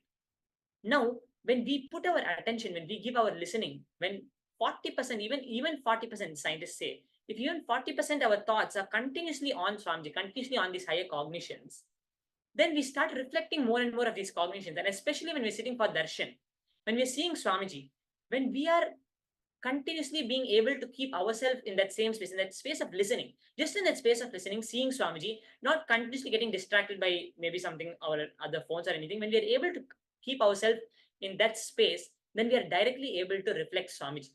That is what is by aiming and fixing the self on Shakti, if you're able to understand. 40%, even 40% is enough to make the whole reflect.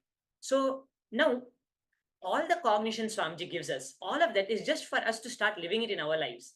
If we are able to even convince ourselves a little bit, then we start living that as a lifestyle, living it as a lifestyle, starting to use it in our lives.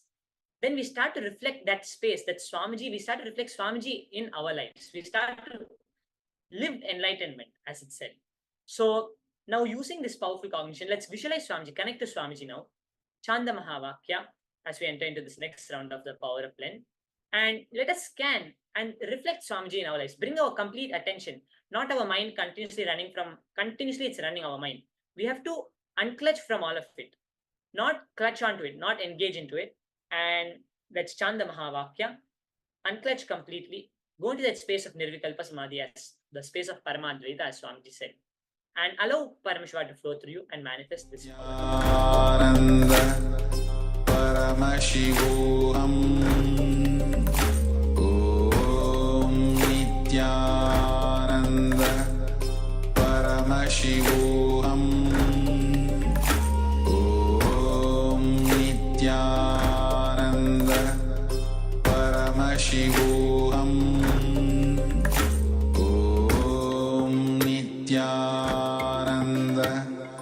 Paramashivoham Nithyananda Paramashivoham Om Nithyananda Paramashivoham Om Nithyananda Paramashivoham Om Nithyananda Paramashivoham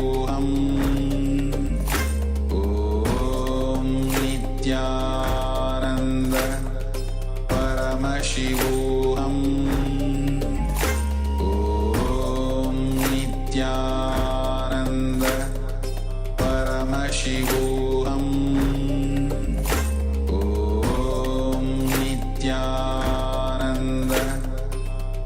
Paramashivoham Om Nithyananda Paramashivoham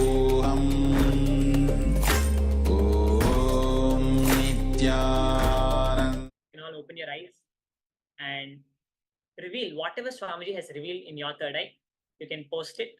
I request all the participants, you can post whatever Swamiji revealed in your third eye and see how Swamiji has manifested. See that space of oneness. Even if you're able to feel that space of oneness, you have started manifesting. There is the space from where the manifestation happens. That Shakti, as you are understanding from the Shastra Pramana, immediately that manifests as this reality, as whatever we call this length, breadth, depth. Immediately it manifests. So the cognition, when we hold it, it immediately manifests. When we are able to bring our attention, our complete listening to that space, anything we're able to do. Like how when we are doing cooking, now if someone gives you a technique, if you see someone cooking and wow, they use a very good tip, you immediately start to use it because your listening is over there. Now when you bring your listening over here, automatically you'll start to see your actually that is who you are. That's why you call it you're already being in that space continuously. You'll immediately, when you start to see Swamiji, all of these things will immediately start to reflect in your life, directly in the life. It will immediately start to reflect. So I request all the participants now, you can post whatever your Swamiji reveal through the third eye.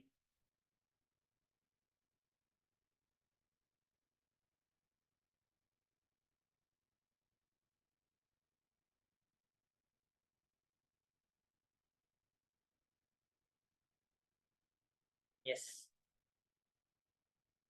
So now we'll be seeing what the answer was for the question which was projected. Let's see the answer for this power and we'll verify it now.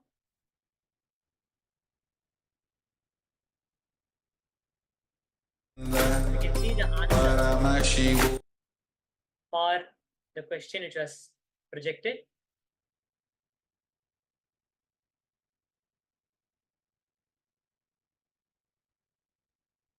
Correct, and see whatever manifested.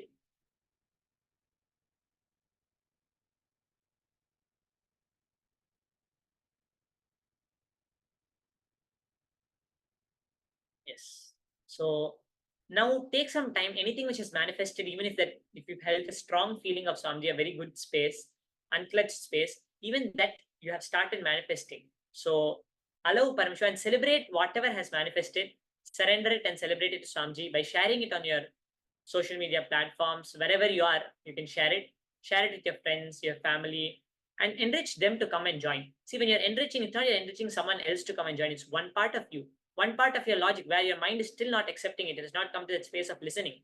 When you enrich other people, even if they ask you some questions, you answer those questions, even the small ways, you start getting more confident. What you speak about continuously, again and again, you will start to encourage more and more of that in your life. You'll start to manifest more and more of that in your life. So the enriching part also is a very important part with the power manifestation. Because when we give more and more, Paramashiva showers us with more and more. So in that same context, let's enrich, share whatever has manifested. And ultimately, it's only a manifestation of Swamiji. So having that context, share it. And now we'll be concluding this session. Hope all the participants enjoyed this session. And you're able to manifest the powers. We are going to be moving on to further revelations into much more deeper truths about the Guru-disciple relationship in the next session. So let us all now come to the space of listening and surrender everything to Swamiji, offer our gratitude to Swamiji, and conclude this session with the Purna Mantra. Om Purnamadah Purnamidam Purnat Purnamudachyate Purnasya Purnamadaya Purnameva Vashishyate.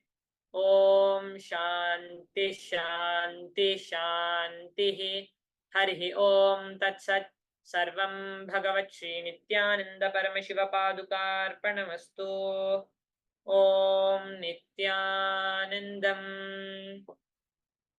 Please stay tuned now. We'll be moving to the next session conducted by the next Acharya. Thank all the participants for joining. Thank you so much. And with that, let's finish this session. Thank you so much. Thank you, Nityananda. Paramashivoham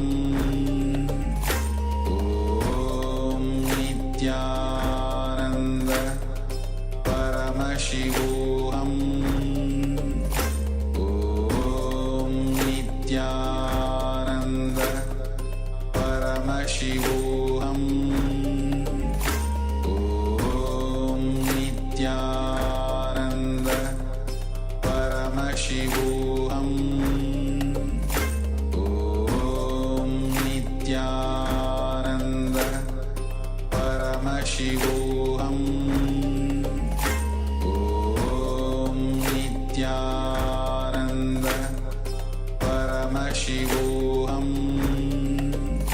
Om Nithyananda Paramashivoham Om Nithyananda Paramashivoham Om Nithyananda Paramashivoham Om Nithyananda Paramashivoham Om Nithyananda Paramashivoham Om Nityananda Paramashivoham Om Nityananda Paramashivoham Om Nityananda Paramashivoham Om Nityananda Paramashivoham Om Nityananda Paramashivoham Om Nityananda Paramashivoham Om Nityananda Paramashivoham Om Nityananda Paramashivoham Om Nityananda Paramashivoham Om Nityananda Paramashivoham Om Nityananda Paramashivoham Om Nityananda Paramashivoham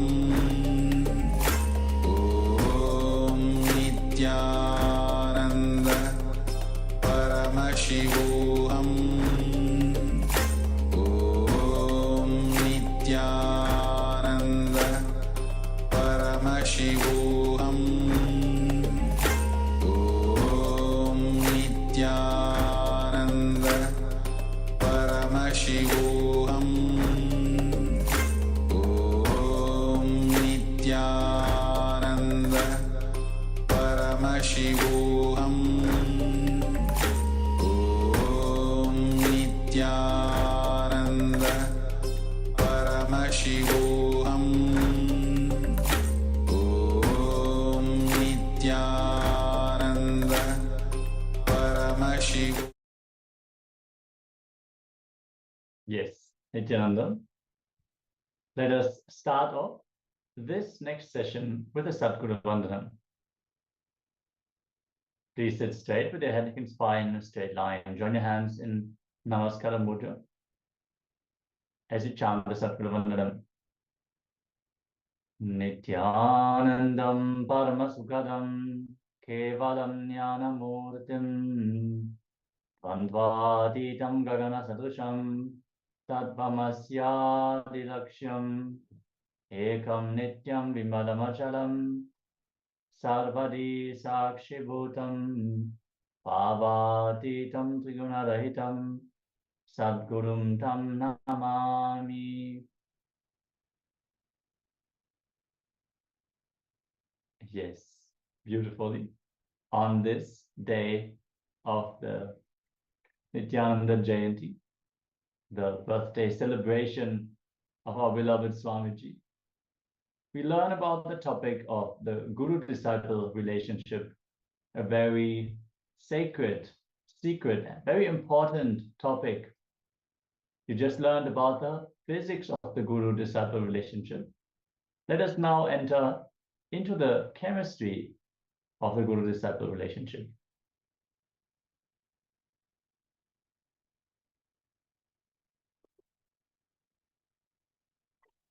This session on the Guru-disciple relationships. A handful of clay can never be separated from all the clay that exists in the cosmos. Bones you're having can never be separated from the bone material of the cosmos. The body you have cannot be separated from the body material of the cosmos, which is Prakriti, also called as nature. Now listen to the truth. Even though you are using your will 24 hours willfully to beat up yourself, it cannot be separated from Paramashiva's will. The identity you feel about you. Breathe in, breathe out. That has Mahaparamashiva's individual will. Understand? Remember, his will is only vibrating as your will. It is not meditation technique. It is a powerful cognition. You see? Mark this one line. Stop coming to stupid conclusions. Reduce the speed of coming to stupid conclusions. As we learn that our will is made of the same stuff as Paramashiva's will and inseparably connected to his will, we have to reduce the amount of stupid cognition we arrive at about our own existence. So many times we will beat ourselves up, have the feeling of we are not good enough, we don't deserve it, we're not worthy. So many times we have failed, so we feel like a failure. But if we understand that anything we decide, even the tiniest decisions like our breathing pattern, is directly linked to Paramashiva's will, we can just calmly breathe and let us fall into his embrace. Breathe Paramashiva's will into my will, and such a grand will in front of his will, this will cannot play a big game. Breathe in and breathe out. Individuality of Paramashiva. You will see your will just withers away into his will. It is not a technique. Don't practice this. Ferociously manifest it. See, when you practice, it is what? You feel, okay, I'm a beginner now, so I might be able to do this for 5 minutes. And the more I repeat it, the more I will be able to stay in this space or manifest a stronger experience. No. Since this is just the simple, straightforward truth, initiation, you can simply manifest it on the spot. It's not something which you need to build like a muscle. It is something you can straight away manifest on the spot. Make this powerful cognition ferociously as a realization in you. That is the chemistry of guru-disciple relationship. No self-sabotage, no self-destruction. Steve, in how many ways, how many places you have taken Guru for granted and did not allow the inspiration injected into action? Discover 25 blind spots where inspiration was injected in you by Guru, but you did not act out. Make it into action reality. For example, it can be as simple as doing Nidahara or the morning yoga. Can be anything. Inspiration injected, but not acted out. The most intimate, most secret chambers of your heart open up and manifest the best sacred life.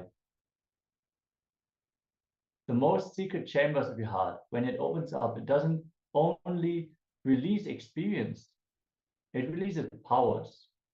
It manifests in your life. It's neither prose nor poetry.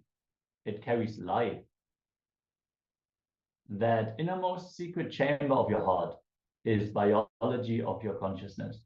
It is like a source from which your identity, your I, the source from which you wake up and try to collect the broken pieces of you and try to fit it. The ground on which you drop all your spare parts and try to assemble them back. That ground is your biology. Your mana, chitta, buddhi, ahankara, karmendriya, jnanendriya, all these is not tied together, integrated by your will during your dream and deep sleep state.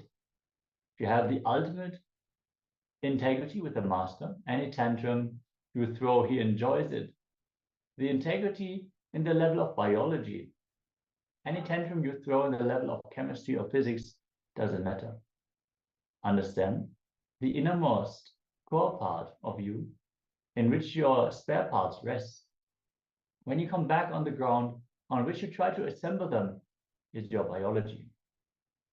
Your core parts are your mind, memory, decision-making, buddhi. Memory is like archives. There's a component of you inside you sitting very strongly, sitting and hitting. That is your mind.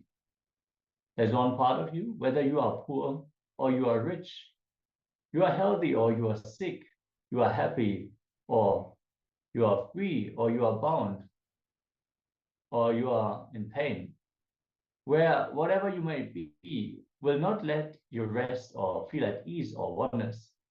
That component is called your mind. Mana is the opposite of nama. Nama means not mind, namaha. Mana means me, nothing else. Opposite of nama, mana. All your core components, mana, chitta, buddhi, ahankara, karmendriya, jnanendriya, these core parts every day gets dismantled during your dream and deep sleep. And you assemble them back when you wake up. The rope with which you tie is integrity. Integrity is not a mental quality. It actually even forms a groove, subtle groove in your brain. It can be measurable clearly through MRI scans. It is physically measurable. Habit of integrity, practice of integrity, puts your core components, core parts back together the moment you wake up. If the integrity thread is too thin, you can't put all your parts together and tie. First and foremost component of biology of guru-disciple relationship you need to understand is not trust or guru bhakti. The ability to open up, understand, the ability to open up does not need trust or love as a prerequisite. It is not necessarily needed to be out of trust or out of love or out of guru bhakti. You see, if the opening up is added with the guru bhakti, trust, whatever you received is nourished, cherished, and it flourishes in your system, that is different. But the guru-disciple relationship to happen, flower in your biology, foremost important component is the ability to open up. You just need to be straight about what you want. Then things can start happening. See, when we sit in the energy darshan and Swamiji is blessing us with the boons that we are asking for, the moment we can clearly verbalize to him what it is that we want, then he can only bless it. If we are too shy or too complicated to even look in and see what is it that we really want in this life, and if we lack the clarity, even that is something that we can want. We can ask to get the clarity what we want. But first of all, we need to understand that there is something that we want. Many people will say, I'm comfortable, I'm happy, I don't need anything. But inside still there is the feeling of unfulfillment. Something is there. It is just a denial of your existence. So first of all, you need to open up and willing to look in and share what it is that you really want. From there, all the manifestation can happen in your life. The ability to open up should be to the level of how you open up to your doctor about your symptoms you are going through, because it is required for diagnosing the problem. It is required for diagnosing. If you do not open up, there is every possibility that the diagnosis can go wrong. After that, any medicine, any treatment is useless if the diagnosis goes wrong. Listen carefully. Trust is not the foremost important component for the guru-disciple relationships, biology. Bhakti is not the foremost. Actually, bhakti comes as a gratitude in the end, not in the beginning. In the beginning, what you show is all just show. Foremost important component of the biology of guru-disciple relationship is the ability to open up, so that you will know, you will have the solution. It's like how you give the doctor precise information. You know about the symptoms you are going through, and whatever you know, to that level, with that mood, opening up, that is the most precise, important step for diagnosing. The first component, dimension you need to understand in the biology of the guru-disciple relationship is courage to open up. Tell the master precisely what you want, where you're stuck, whatever you know. Many times you may say you have a problem in the stomach, and the doctor may not attend to your stomach. He may start attending your head. And if you have headache, he may not attend to your head, he may silence your wife. So you don't bother about what response he's going to give. Whatever you know precisely, opening it up. Then he knows how to diagnose. Symptoms are the cause of disease. Symptoms themselves are not disease. So symptoms are not going to be attended. Disease is going to be attended. Symptoms come from disease. Symptoms themselves are not disease. So whatever symptoms you know, you should be able to precisely open up. So the doctor can diagnose the disease by studying the symptoms. Let us receive some revelations from the Supreme Pontiff of Hinduism directly, as we are going to enter into a small video clip about turning inspiration into immediate action.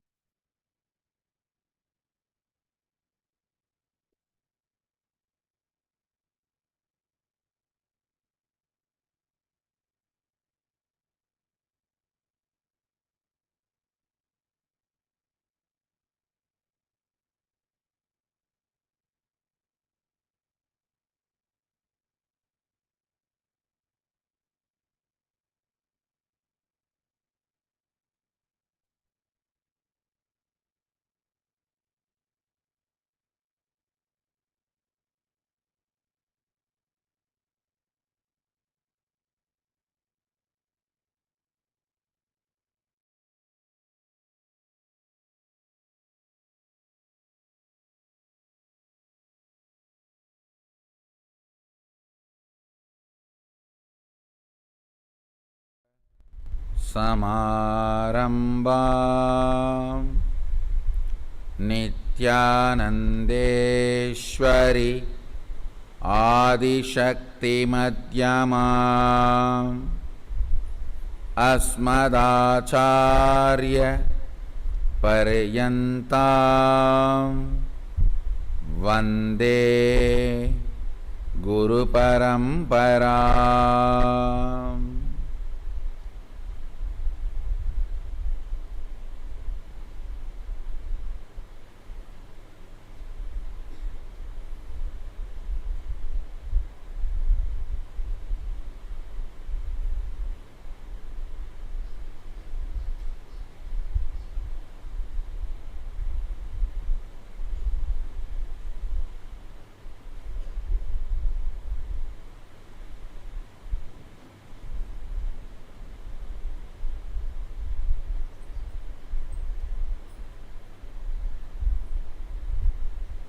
I welcome you all with my love and respects.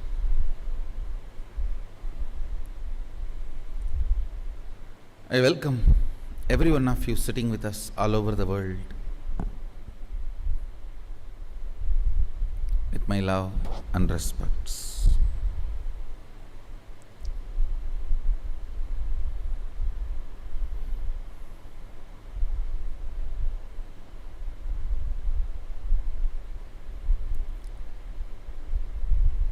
I'll continue to expand on the chemistry of Guru-disciple relationship. One of the worst thing can happen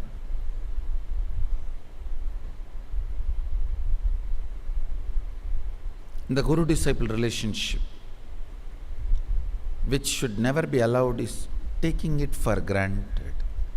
Day in and day out, every day, sitting and listening, being around.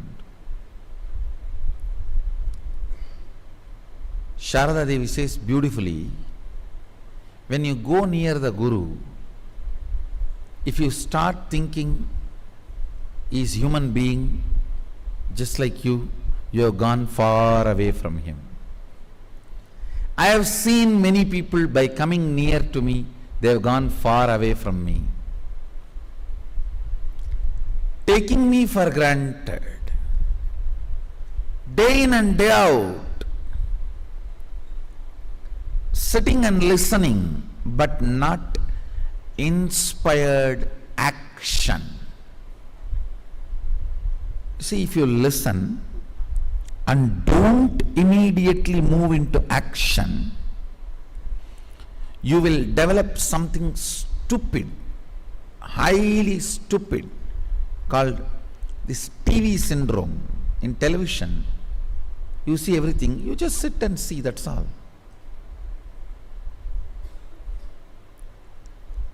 Your life has been reduced to 2D life due to TV and gadgets. Sadashiva gave you 5D life, length, breadth, depth, time, space. Gadgets have reduced it into 2D life, length, breadth, that's all.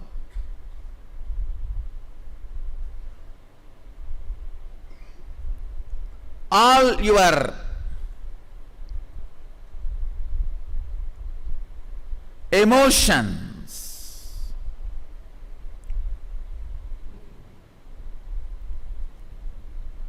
awakened, agitated, goes through the ups, downs, gives you a kind of a pseudo feeling you are living your life without acting. That is one of the worst thing happened to humanity. When somebody cries in the screen, you are satisfied about crying. When somebody laughs in the screen, you are satisfied about laughing. When all the navarasas needed to keep your blood alive, needed to keep you emotionally alive, you go through just with the 2D screen without getting involved. Understand, if you get involved, even if you cry, that will be completion.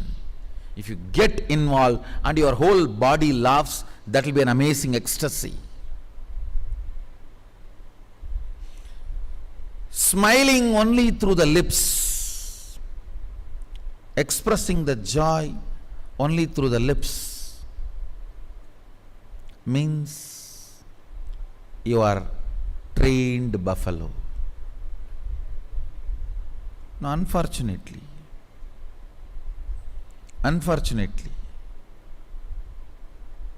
going through all the ups and downs,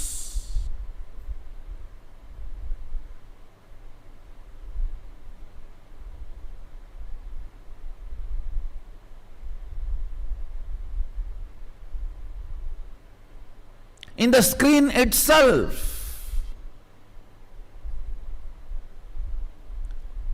without moving out of the couch. I have seen people, just by watching the workout videos, they feel satisfied they are going to build the body. Life has no remote control. Get up and change. Life has no remote control. Get up and change. We finish living life by remote control itself, just through remote control.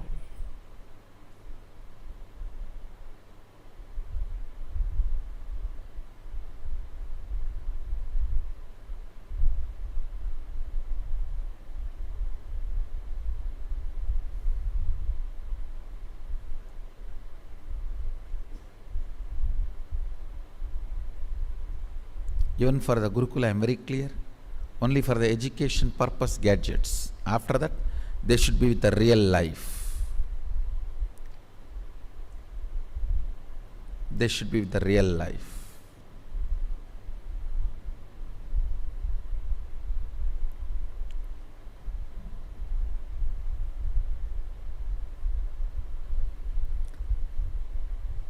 Constantly habituated to pass through the life without getting involved,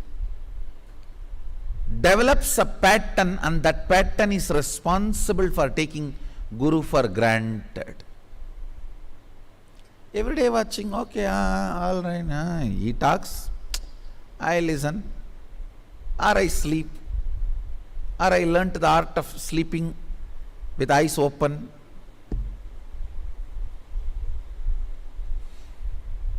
Nothing need to be done. That's all. Sitting and listening itself is a great sacrifice I am doing for him.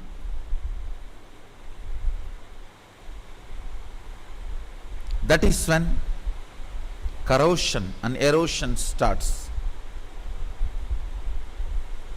Destruction starts in the Guru-disciple relationship.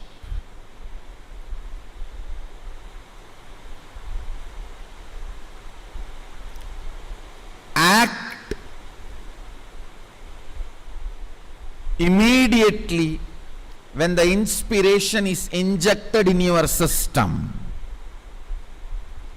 Manifest powers, manifest powerful cognitions, manifest powerful lifestyle. Powerful lifestyle is charya, powerful cognitions is vidya, powers are kriya. Manifest powerful cognitions, powerful lifestyle and powers. Destroying your life to 2D and expecting the results in 5D is called stupidity. Now you are living your life in 2D and expecting results in 5D. 4D. No, that cannot be. Inspired by not acting out is the life in 2D. When you act out the inspiration, you start growing life, consciousness, powerfulness, everything in you. Kailasa is not for dead, but for the people who have seen death. Understand, it is not for those who are dead. It is for those who have seen death. Taking life for granted means destroying life. Taking Guru for granted means destroying Guru-disciple relationship. You can't destroy the Guru. You will lose, that's all, nothing else. Understand, every time inspiration is injected in you and you don't act out, you let that inspiration go along with your anima. You are taking life for granted, and you are also building a very dangerous pattern of taking Guru for granted. If Guru cannot move you, no one can move you. If Guru cannot save you, no one can save you. No one can protect you from Rama Bana other than Rama himself.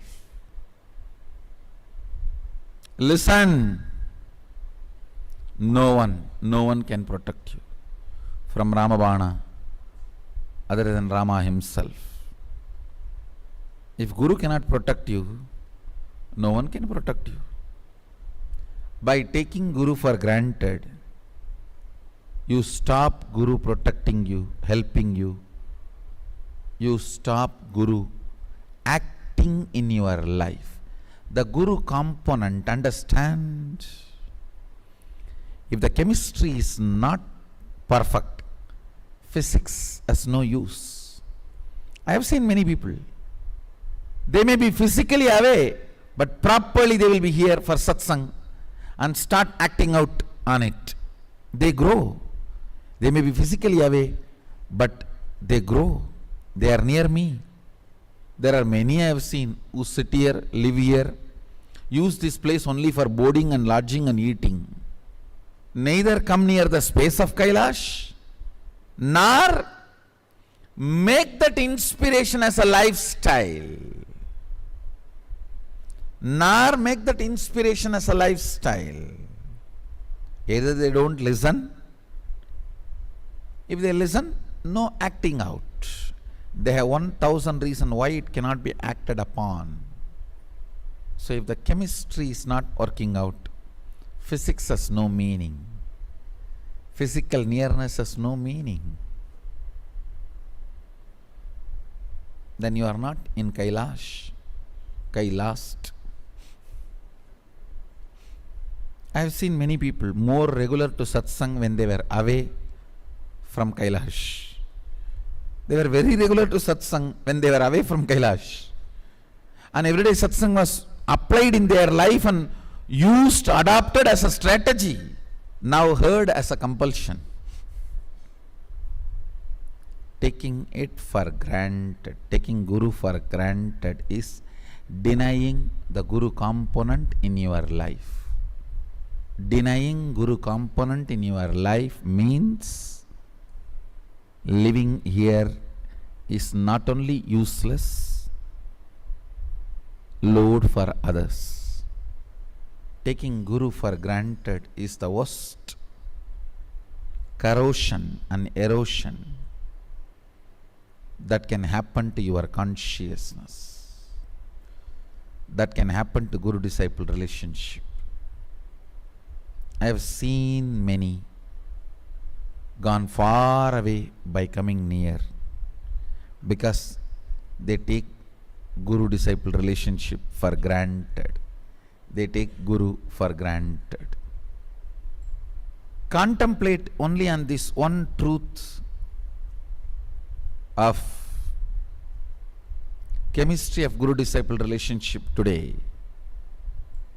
In how many ways you have taken Guru for granted? The moment you saw him, met him, how it was? Understand.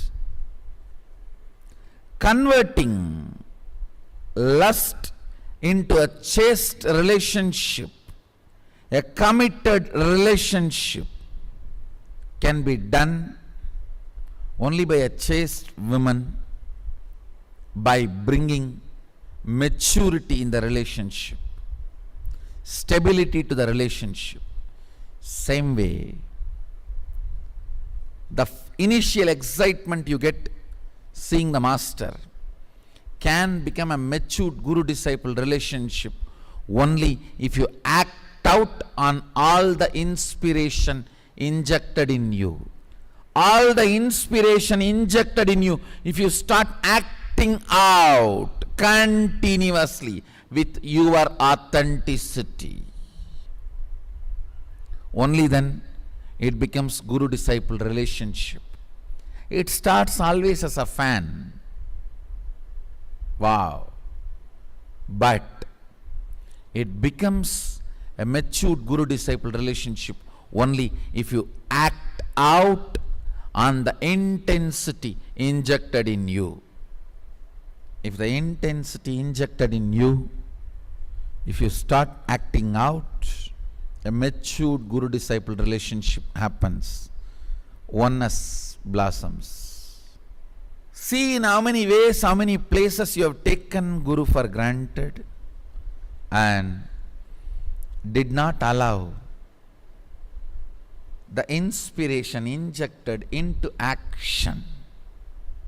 Pen down at least 25 things where inspiration was injected, but you did not act it out.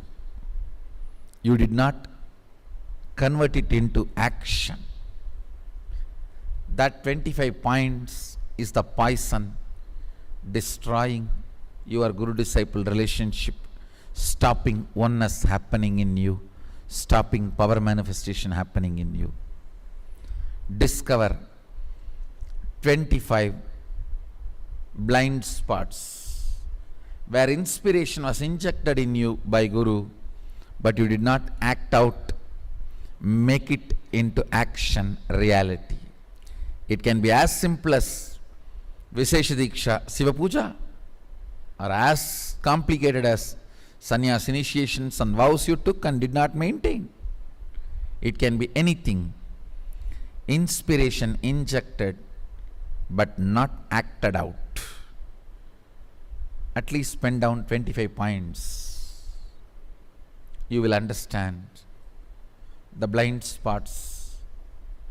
Then we can repair it and move to biology of guru-disciple relationship.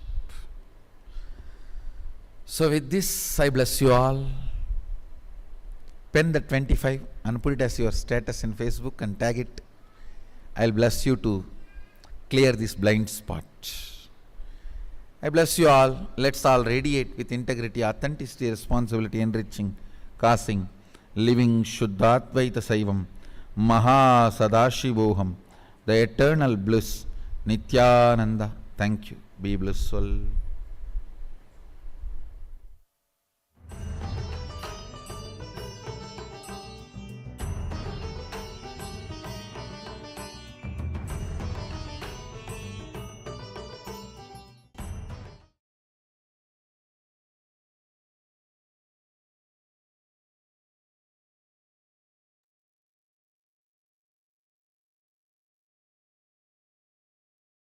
Yes.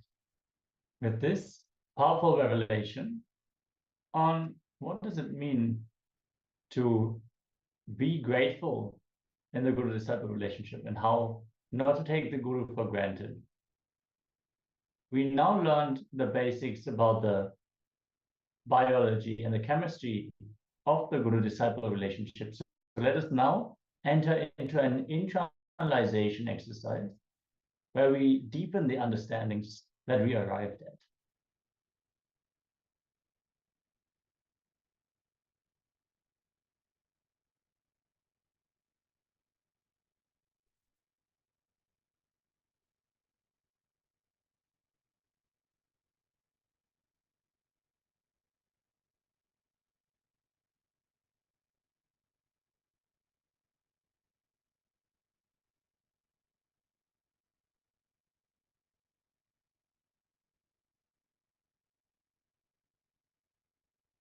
Let us start by taking a pen and paper and pen down the things where you have not opened up to the Master and share it with the Supreme Pontiff of Hinduism in the form of Atmamurti. The mind is part of the ego. It knows how to close, but does not know how to open up. The love means to open up, to surrender. It means opening up to existence. Let us take a few minutes for this exercise. I'm going to project it here on the screen in just a moment. Make sure you have a piece of paper and your pen ready. And let's get started with this exercise.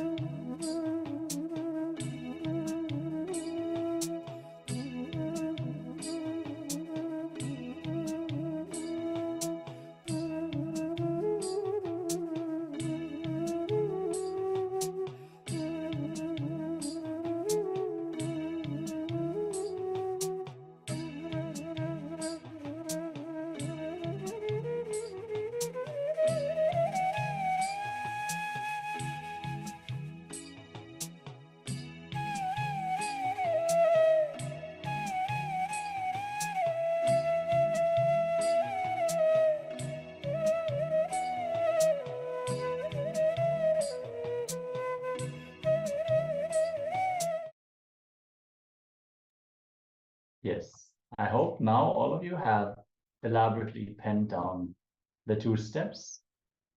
With this, let us now move to the next segment of the day, which is going to be another round of power manifestation. Let's get ready and manifest the power of Savanatva, of length. Let us now settle down and start into the power manifestation with the Shastra Pramana.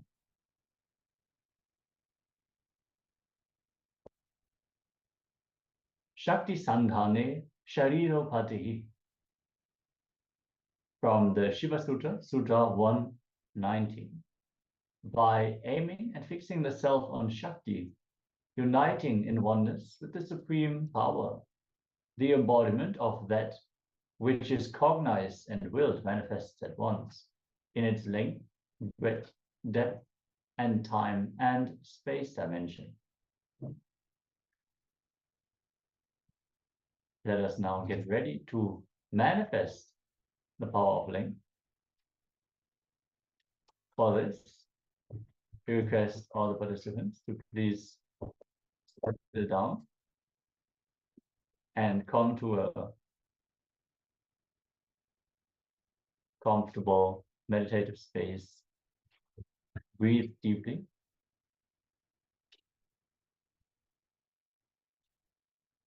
It is best to sit on the floor in a cross-legged position. If you cannot sit on the floor, you can sit on a chair. Visualize Swamiji in a space and connect to him in the space of oneness. Chant the Mahavakya. Om Nityananda Paramashivoham. Enter into that thoughtless state of Nirvikalpa Samadhi and experience being in oneness with him. Let us now start chanting the Mahavakya. Om Nityananda Paramashivoham.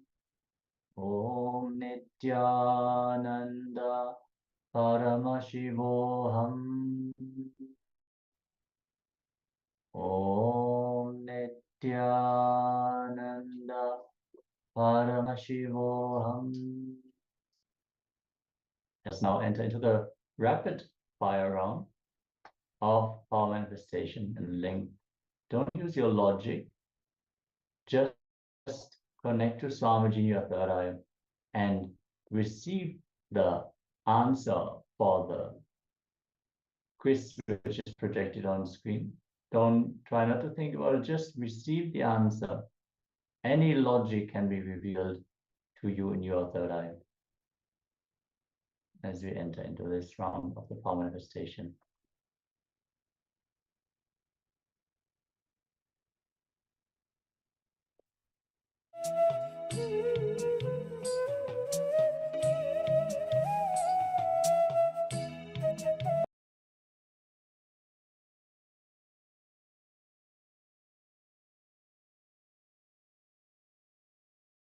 Youthful. Commit with Paramashiva. Only he exists. Anything else is delusion. Now, sit straight. We'll enter into the process. Om Nityananda Paramashivoham. Om Nityananda Paramashivam.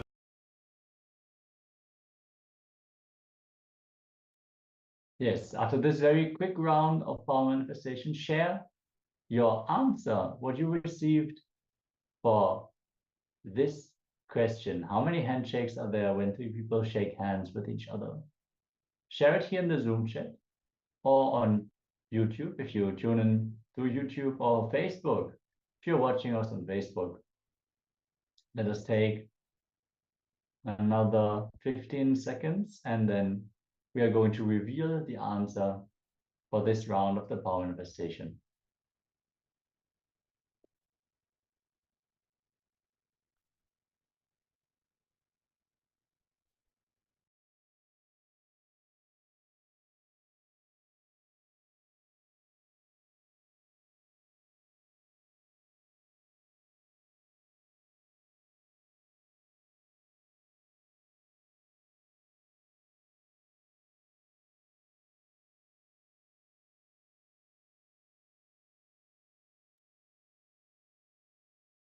and the answer is 3. If you got this correctly, applaud yourself for manifesting the power of length dimension now.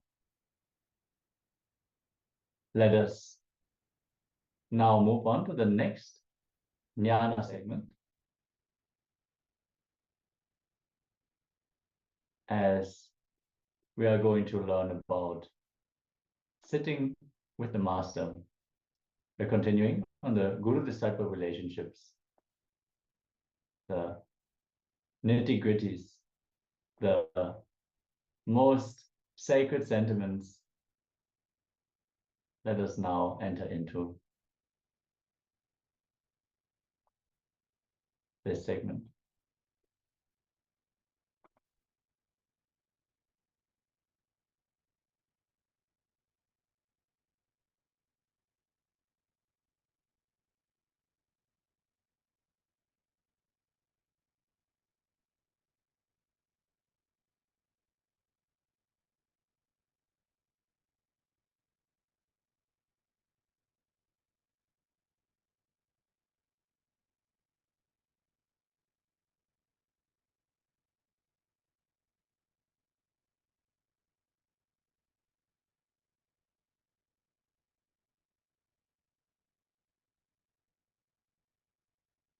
Yes, let us now learn about Upanishad, what it means to be sitting with a Master. Upanishads, the original sources of all the religions, the original sources of all the truths. The Upanishads say you have to sit with the Master. In the Hindu education system, it is based on knowledge transmission, repositories, rather than knowledge transfer methodologies. In these knowledge transmission repositories, volumes and volumes of information transmission happens from Master to disciple. Through time-tested technology called Upanishad, sitting in the presence of the Master. Upanishad literally means sitting with the Master.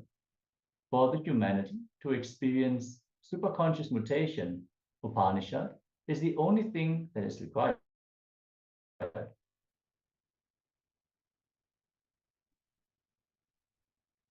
All the programs, such as Inner Awakening, Kalpataru, Ananda Spurana program, Atma Spurana program, etc. The Supreme Pontiff of Hinduism, Nithyananda Paramashivami, used the technique of sitting with a Master to empower many into living and leading a powerful and blissful life. When you watch something, everything gets recorded. When you sit with a Master, nothing gets recorded inside you, only the energy gets recorded. You will not be able to recall anything.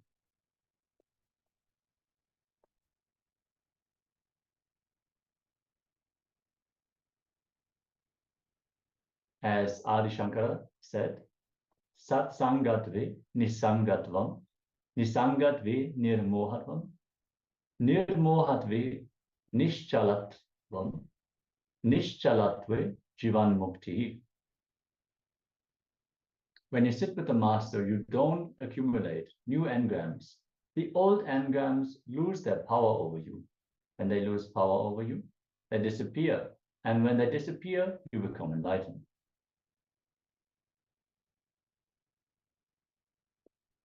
Nithyananda Paramashivoham Om Nithyananda Paramashivoham Om Nithyananda Paramashivoham Om Nithyananda Paramashivoham Om Nithyananda Paramashivoham Om Nithyananda Paramashivoham Om Nithyananda Paramashivoham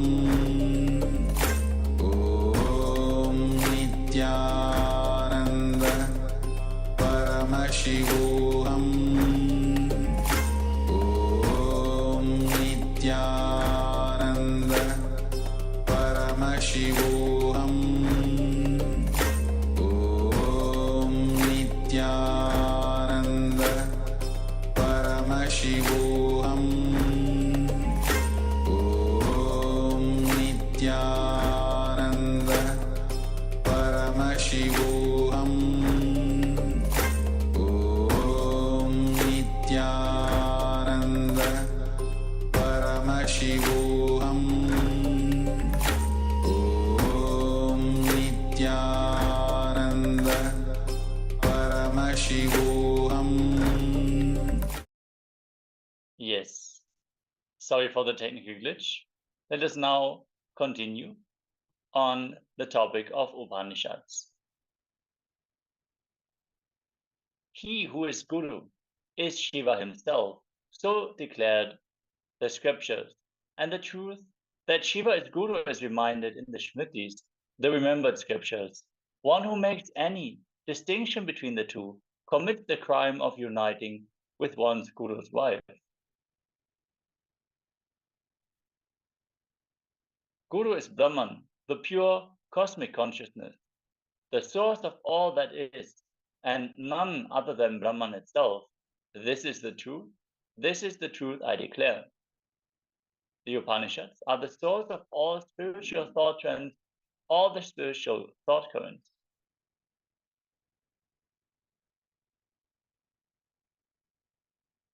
Sitting with the master is not a commitment. It is a love affair. This shift is all that is required. Obedience to the master is not losing what you do, what you want, but gaining all the best things he has. Simple obedience is not losing what you have, but gaining everything the master has. Understand, sitting in completion with listening is Upanishad. This is the subtlest and most powerful of all communication. At this level, communication becomes communion. So please move to the space of Upanishad.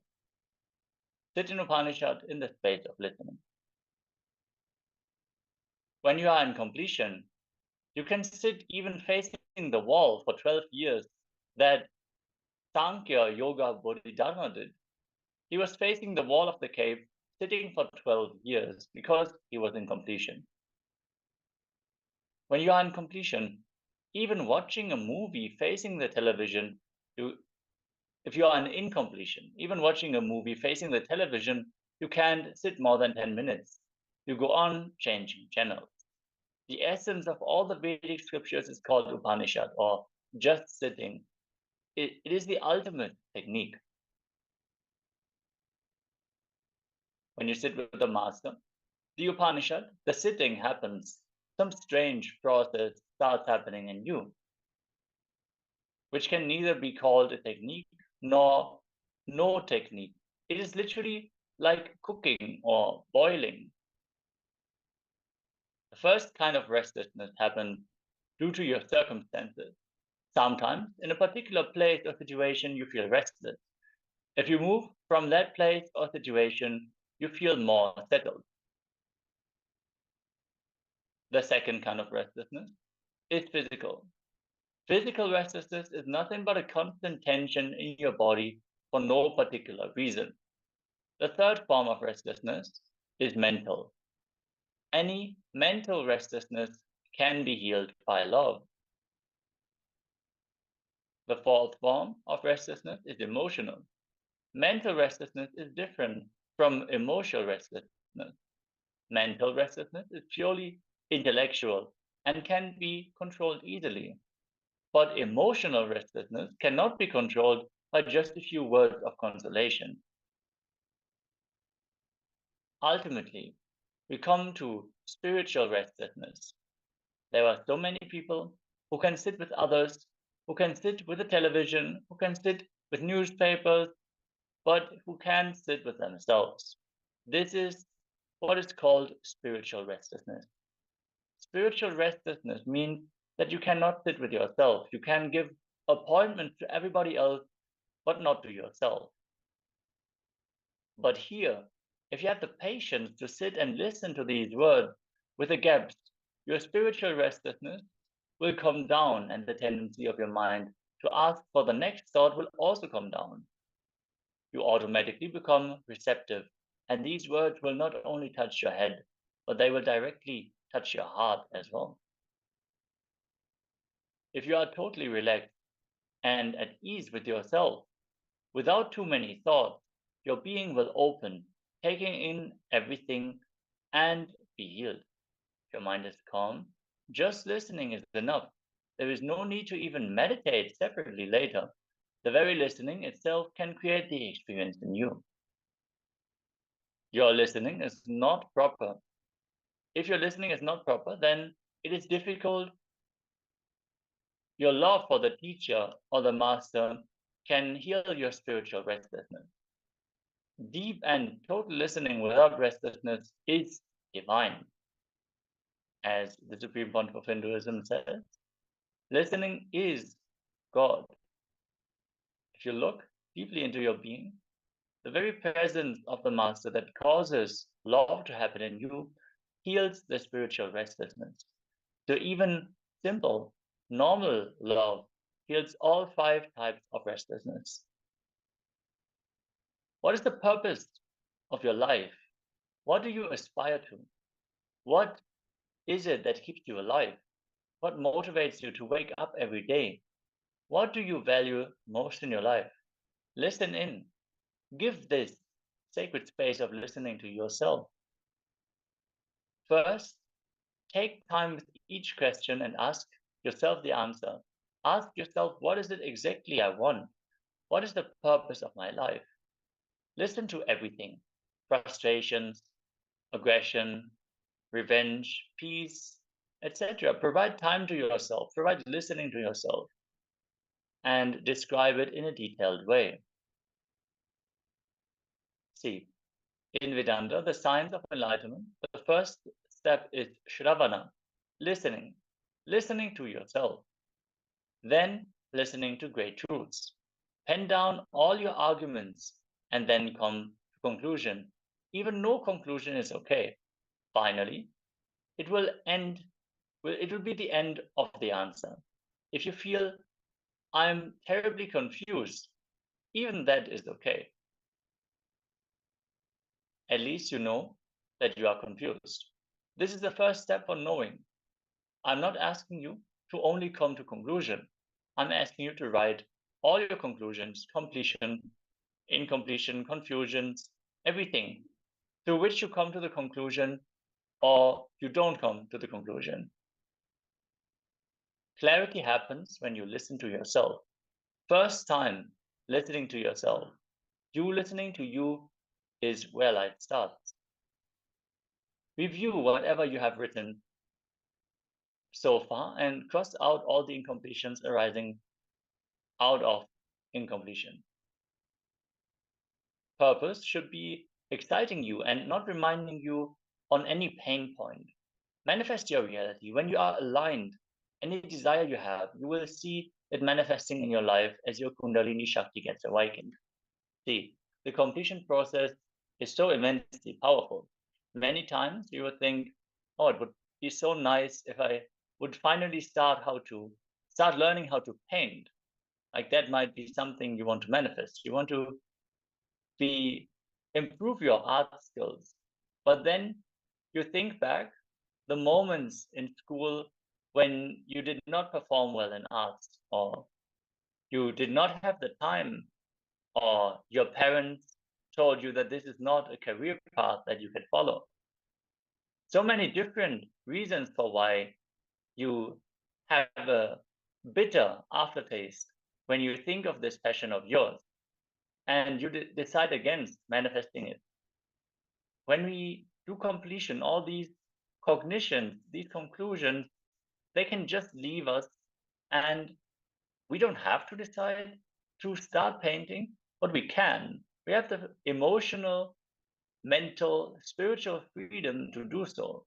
We are not tied down by the hangovers of our past, sitting on the present and deciding our future. With this, let us now enter into the internalization exercise for this session.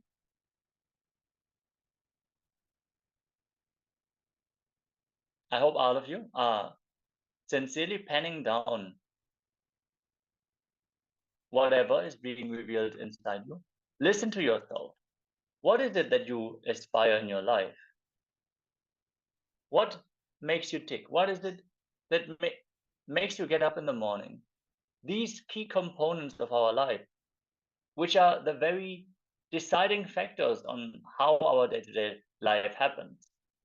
If we don't listen in, if we don't look in and see what is it that is driving me, then we are driving in autopilot. Now,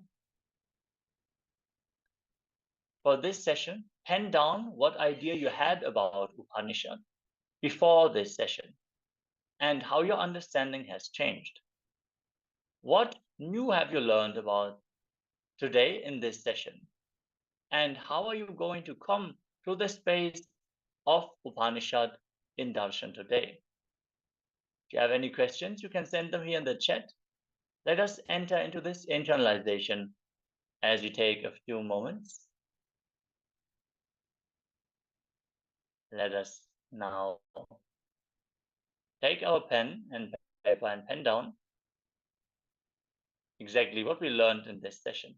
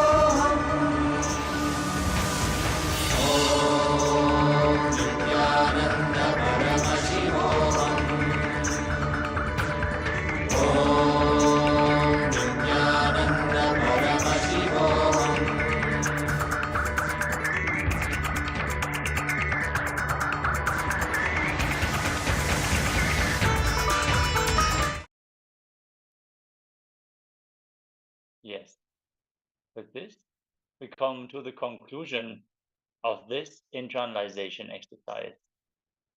Let us all settle down and get ready for the next round of our power manifestation. We're going to manifest the next round of length dimension, where any logical question simply gets answered through the third eye without us actively having to think about it, without us having to know anything, without us having to be able to combine and understand. We can simply just download the information which is required. Let's get ready. If you want to share your powerful cognitions from the internalization exercise, feel free to do so. You can share it here in the Zoom chat. Now let us sit in a comfortable cross-legged position with your head, neck, and spine in a straight line. Join your hands in Namaskara Mudra.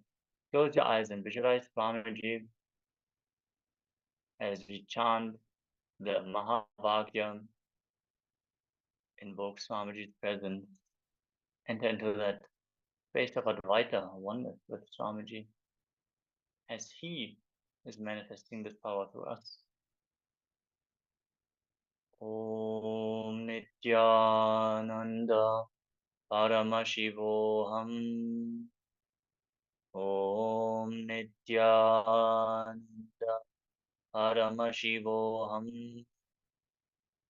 Om Nityananda Paramashivoham. Keep chanting the Mahavakya as you visualize Swamiji in your inner space and request them to reveal the answer to the following question. Which answer expresses the meaning of the word reassuring?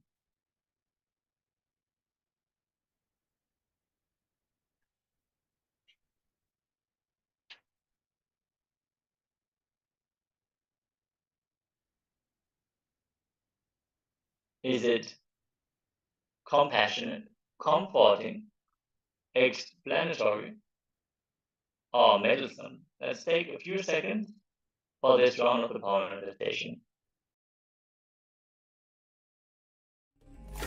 Om Nityananda Paramashivoham. Om Nityananda Paramashivoham. Om Nityananda Paramashivoham. Om Nityananda Paramashivoham.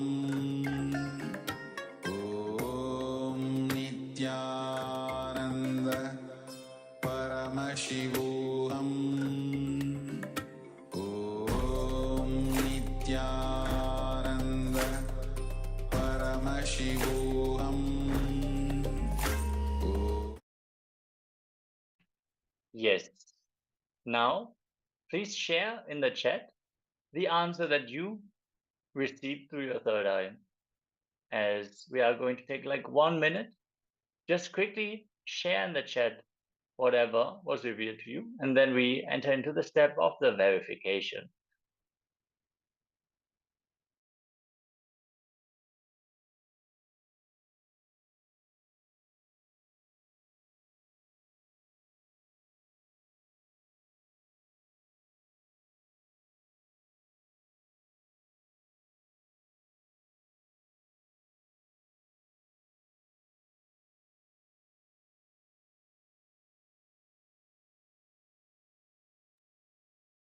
Yes, the correct answer was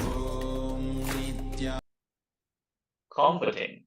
If this is the answer that you have chosen, you can applaud yourself. You have manifested this power. With this, we come to the conclusion of this round of the power manifestation. There's going to be many more rounds of power manifestation today.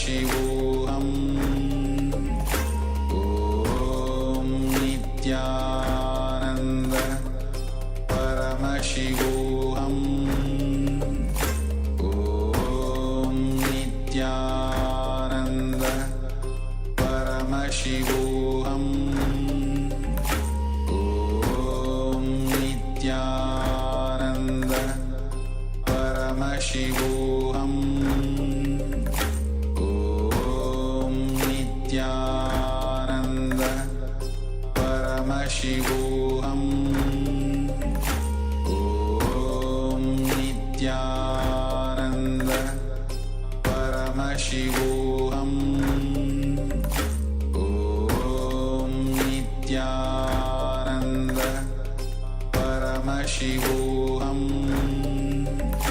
Om Nityananda Paramashivoham Om Nityananda Paramashivoham Om Nityananda Paramashivoham Om Nityananda Paramashivoham Om Nityananda Paramashivoham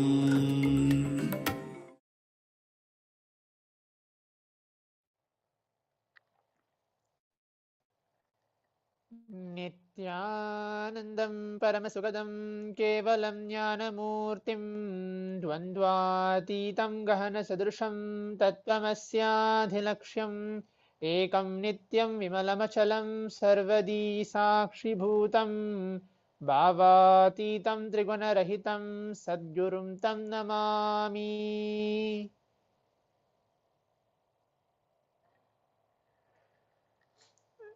Nityanandam, I welcome back all the Paramashivoham Level-2 participants today, as today is the beautiful day of the Jayanti Brahmotsavam of Swamiji's birthday celebrations.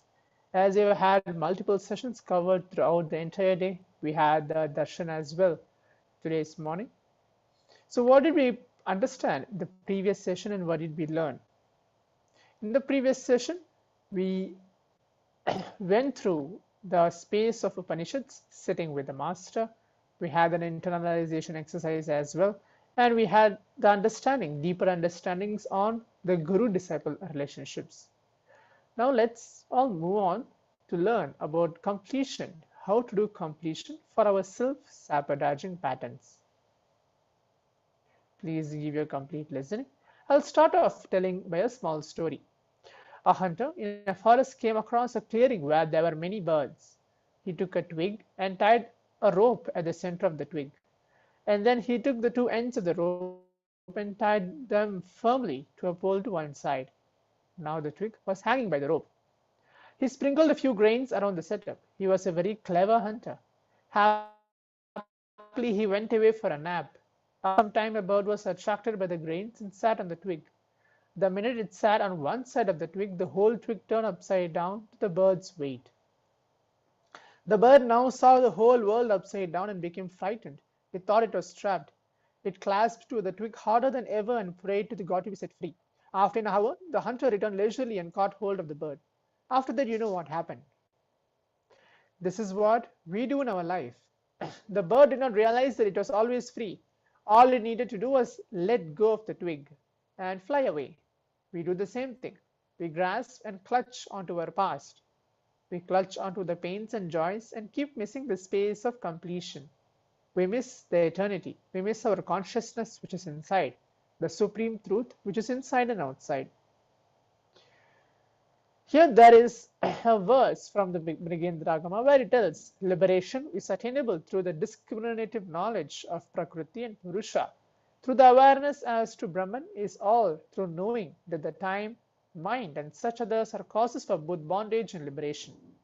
All these states of liberation are temporal and they are rendered ineffective at the beginning of the next creation. So now let's take a moment, without further ado, let's take a moment to directly listen to the Supreme Pontiff of Hinduism on this very topic of how to complete with our self-sabotaging pattern. And when we are in the Upanishadic space, how we miss the master and how we miss the very space of Upanishad as well.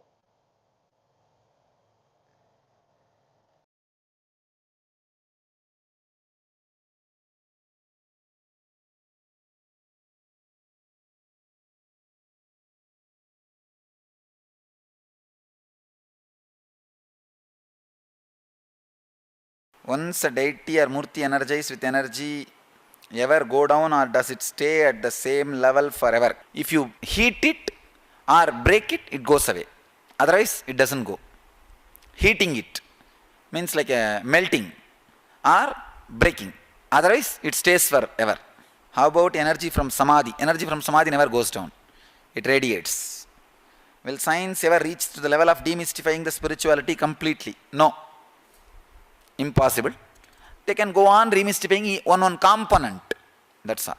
See, even my enlightenment, they can't demystify the whole enlightenment process, but they can demystify each component.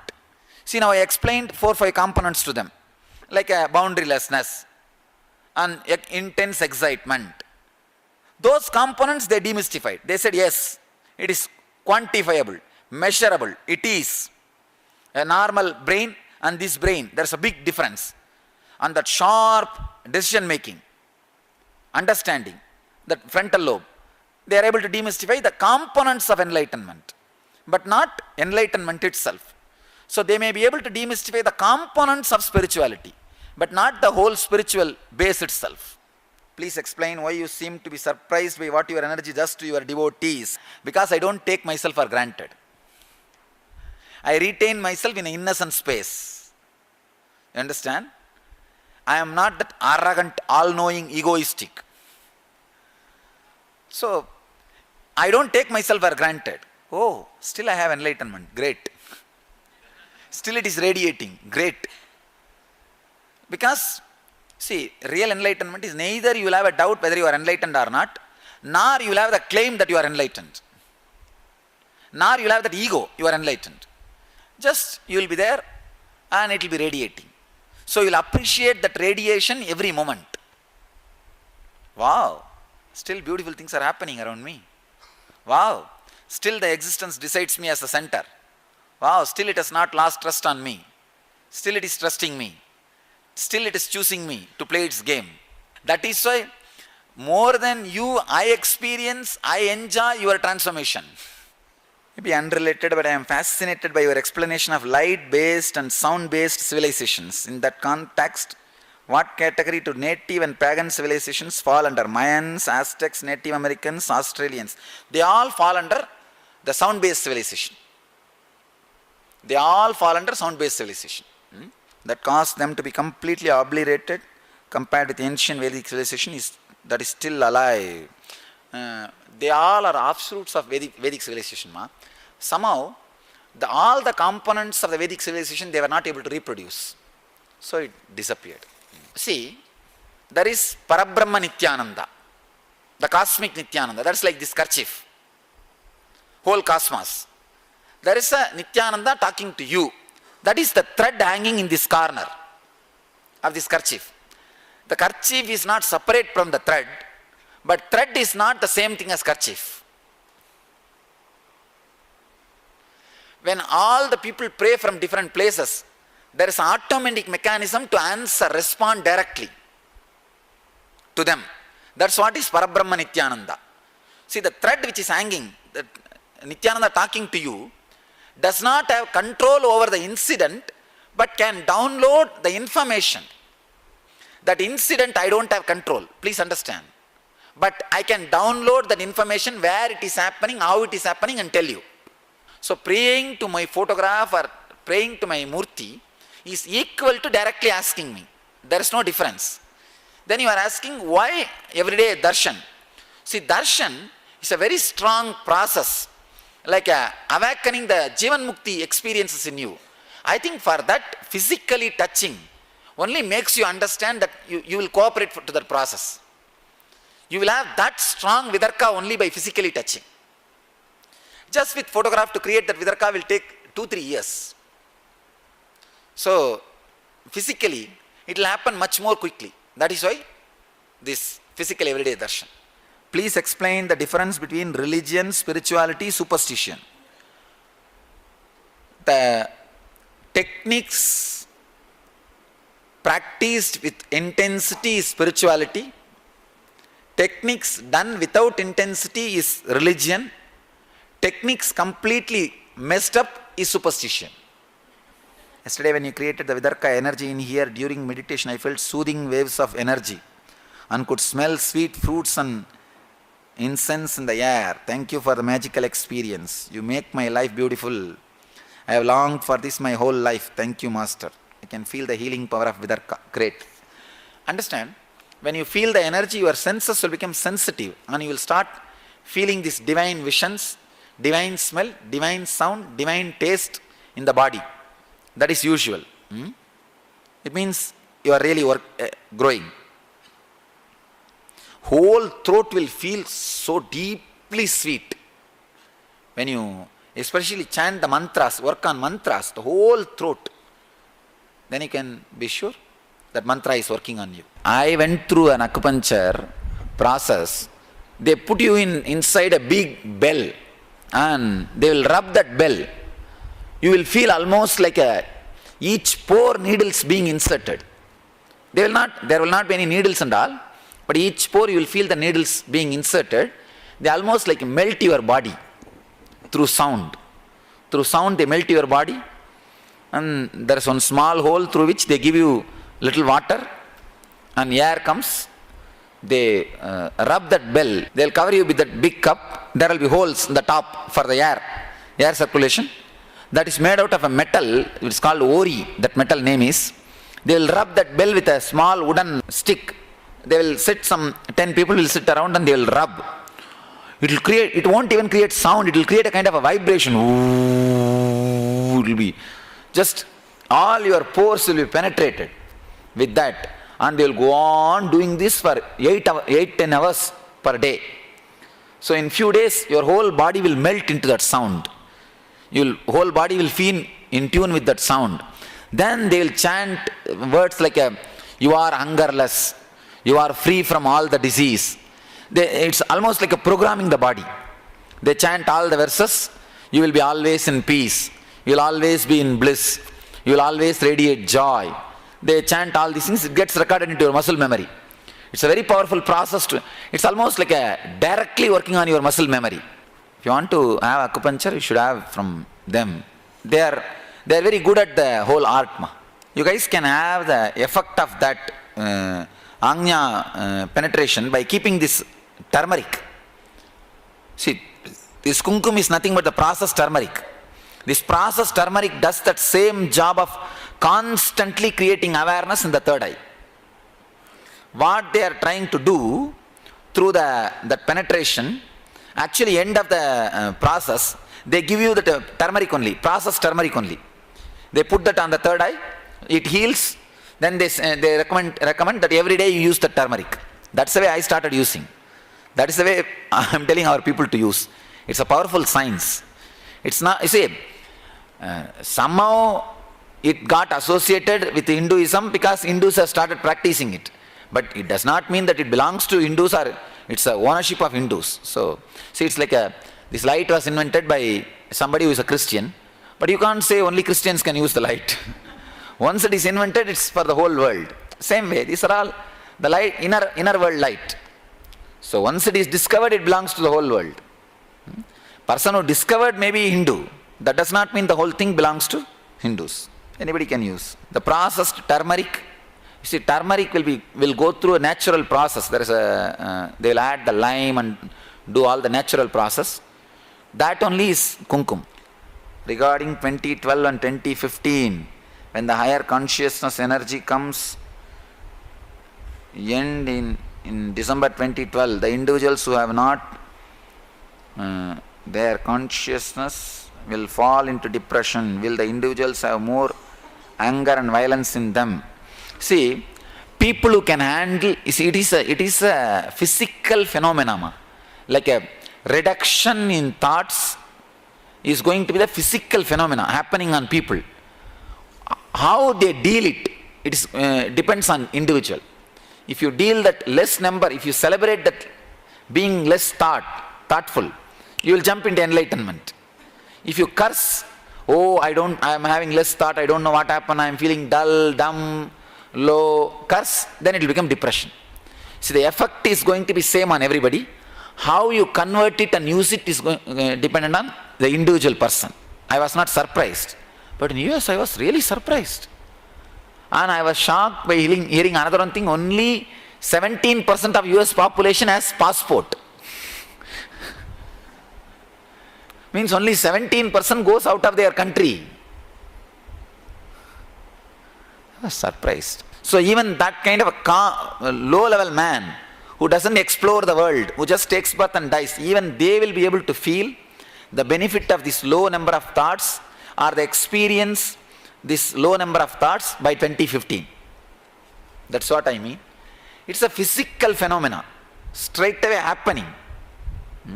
At least 3 to 5 gram weight you will reduce. Even if you are same weight, physically 3 to 5 gram, scale will show less. And there are a lot of researches also going on about this. Krishna Medichella is asking, there are so many incarnations here at the same time, and is it because of Kali Yuga? Yes, it's just because. See, and one more statement which you are saying, that at no time in past there was more than one avatar at the same time. No, it was lie. Balrama and Krishna was same at the same time. Parasurama and Rama were at the same time. They met each other. Varaha Avatara and Venkateshwara, they met each other. Both of them are incarnations. See, Varaha Avatara, you had been to Tirupati? You will see Varaha temple. Varaha, he was the incarnation of Vishnu. He was the owner of the whole Tirupati. He gave place for Venkateshwara. Venkateshwara is the incarnation again. So, the past, there were only one incarnation, was not the truth. And Buddha and Mahavir were at the same time. I can give you thousands of examples. Krishna and Balram, same time. Rama and Parasuram, same time. Buddha and Mahavir, same time. And Varaha and Venkateshwara, same time. So, even earlier it was not the case. And now also it will not be the case. It's actually not because of Kali Yuga. Always there were many incarnations. If you tell the kids about the memory concept, the way, see, incarnation is nothing but a person who is enlightened and lands in the body. That's all. Who lands in the body and moves the body without losing the higher consciousness, without losing the continuity or connection with the higher consciousness. That's all. So, millions can land on the planet Earth. Nothing wrong. Well, it is a different yuga. I don't know all that. I am not able to say it's a different yuga and all. I am only saying from my personal experience what is happening. I do not know the side effects and after effects of that whole. See, this gravity getting lesser and lesser on your inner space, I directly saw in my experience, so I am sharing. But I am not attributing, I am not attesting, acknowledging all the Mayans theories of 2012 and all. Because I do not know all those things. I personally feel the world is not going to end. It is not going to disappear. It is not going, there is no natural calamity or anything going to happen. That's what I personally feel. So I am not able to acknowledge all that Mayans theory, the 2012 and all that. Whatever I am saying, the research and experience which I had, that's all. So I can't say it will be new Yuga Mandal. No, surely not. Surely not. At least 4-5 lakh more years are there. Even as per the calculation. If you ask me existentially it never is going to disappear. It's never going to disappear. Because always the avatar Purushas are going to walk on the planet Earth, and just for their sake, the Bhudevi, the Bhu energy is going to be alive, exist. So, I can't say that even after a few 100,000 years, the planet will end. No. Maybe we will go through a drastic change, like how whole Dinosaurs disappeared. That kind of maybe drastic changes may happen after 200,000-300,000 years. But the existence of life will not disappear from planet Earth. If you tell the kids about the memory concept the way you explained us, meaning don't accept anything beyond table memory, and then ask them to study that, they might say that this is being forced and their table memory can't handle it. Understand? Help them to expand the table memory. How? Why the Vedic kids are studying so much? 100,000 slokas they just repeat without any reference or book. How come? Expand the table memory, that's all. What is the difference in you when you come for the sessions and when you come for the darshan?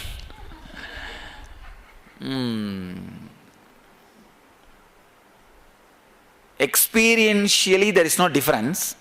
In the expression, there will be little difference. Like experientially, it is same, Nirvikalpa Samadhi. Expression, that will express through the words when I am giving the sessions. In the darshan, it expresses through my body itself. It's like a radiating through the very body. So I'll have different tools in my hand, that's all. When I come for the session, when I give sessions, the walk will be the tool I will bring. Walk will be the tool with which I am working. When I am giving the darshan, the bio-memory, the body will be the tool with which I am working. The purpose is different. Na? So the tools differ, but I am same. If mind, thoughts, samskaras are to be dropped and they were not good, why God gave it? Which really makes the life more complicated. God did not give, you created it. If you guys will do everything and dump the blame on God. I always tell now, one guy came to Kalpataru and asked me, I am in poverty. I asked, why? He said 14 kids. I asked, why did you get? He just looked into my eyes and said, God gave. And another one shocking thing was, he addressed me, oh God.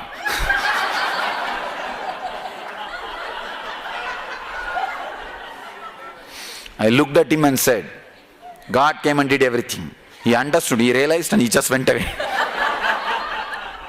Then I caught hold of him. I did not let him go. I said, I can't tell you about the past. I can at least help in future not accumulating more poverty. He said, what can I do? I told, buy a TV and keep in your house. He said, why TV, Swamiji? I said, let you have some other entertainment, go in your life. I work with the unemployed. In recent years, through work, I have come to access a sharp increase in number of people who are depressed and are very aggressive. I feel sad and very alarmed. What could an individual in the community to do help? Please teach them unclutching little ma. That will completely heal their nervous system. The violence will disappear. Actually, you guys will learn unclutching and how to teach unclutching in this whole program.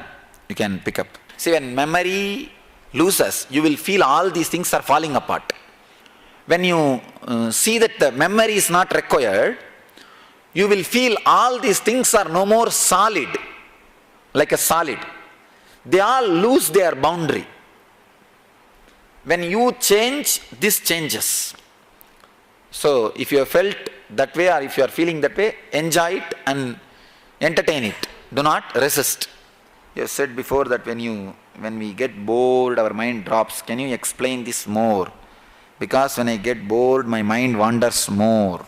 This is the problem of that logical bringing up. You understand?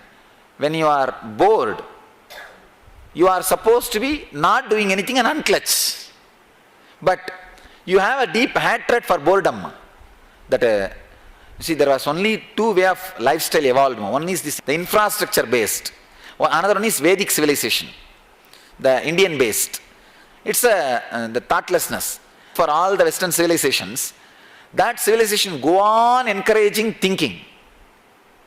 And naturally boredom means something against. So when boredom comes, you start, automatically you start resisting it, trying to do more things. Instead, unclutch and settle down. It's just a condition. According to Hindu philosophy, at the beginning of creation, Atma separated from Paramatma to take human birth. At that time, Atmas were pure. Why did God decided to separate Atman from him? At the time of their first human birth, if Atman were pure, why did they acquire papas and continue to go through birth and life cycles? I cannot understand why Atma separated the first time. This Atma struggled to reach Paramatma again. In this theory, is this theory really correct? If so, what is the reason for the first separation from Atma from Paramatma? The theory is not correct. What is your explanation for the birth life cycles of Atma? First thing, this theory is correct for I can say the mediocre logic. It is not ultimate truth. This theory is not ultimate truth. This theory can solve a lot of questions of the mediocre brain. That's why this theory was created. If you ask my explanation, the process happens in a different plane. The question is raised in different logic. This question does not apply in that level. You understand what I am saying? The many questions which we ask here do not even apply in USA. They are not even applicable. Same way, the very question which you ask here are not even applicable. When I reside in the superconsciousness, I don't have this question. When I come and talk to you, in this plane, this question is there. But even if I carry this question to that plane, that question dissolves. It is not even applicable. It's like an ant asking elephant, why did God paint you also in my color itself? Come on, answer. That elephant will not even listen. You understand? The level in which your question raises, that level in which the process happens are so vast and different. The very idea that Paramatman becomes separate from Atman, I am not able to believe. It is still the part. Only the idea of separation exists. So every word, the meaning of your meaning and my meaning differs. That's where the problem is. So ultimately this question cannot be answered by ordinary logic.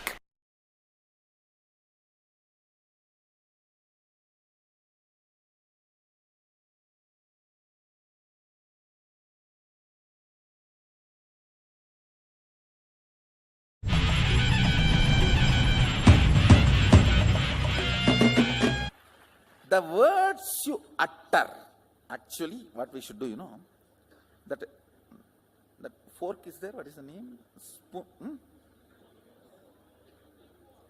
Can you guys get one? We have the tuning fork. It should be given to everyone. Just 24 hours you should experiment. Every time you utter a bad word inside you, you should hit that and feel. I have damaged my state. Now for you to remember, just 24 hours is enough. So much awakening will happen to you. How many times you are damaging you?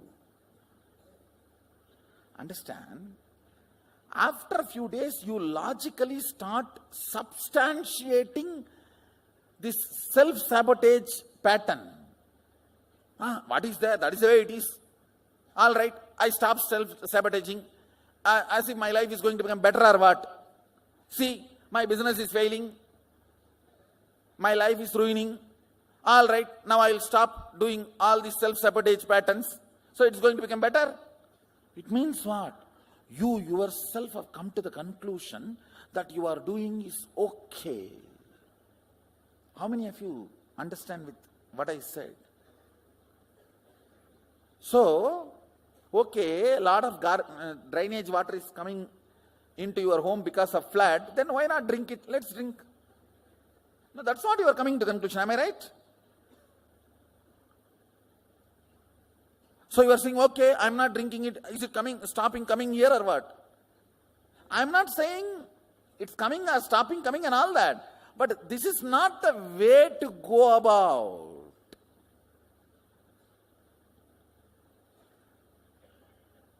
Understand, even if it is not immediate pleasant, do only right. Kathopanishad says, right, not pleasant. Even if it is not immediate pleasant, do right, not pleasant. One good thing about Agasha is it can never get corrupted. It can be easily programmed. Like electricity cannot be corrupted. It may be helping you for last 100 years, but it will not bother to kill you in 1 second if you do something wrong. Same way it may be killing so many people in so many places if something wrong is done. It will not bother to help you if you do it proper circuit. No qualities acquired no favoritism, and no corruption. That's the quality of space. No favoritism, no quality acquired. It is all about what you want to do from now. That decides the whole programming of the space. That's all. Womanizer, Arunagirinadar, not Arunagiri Yogishwarar, Arunagirinadar, who lived in Tiruvannamalai, he gets Kailasa Padavi.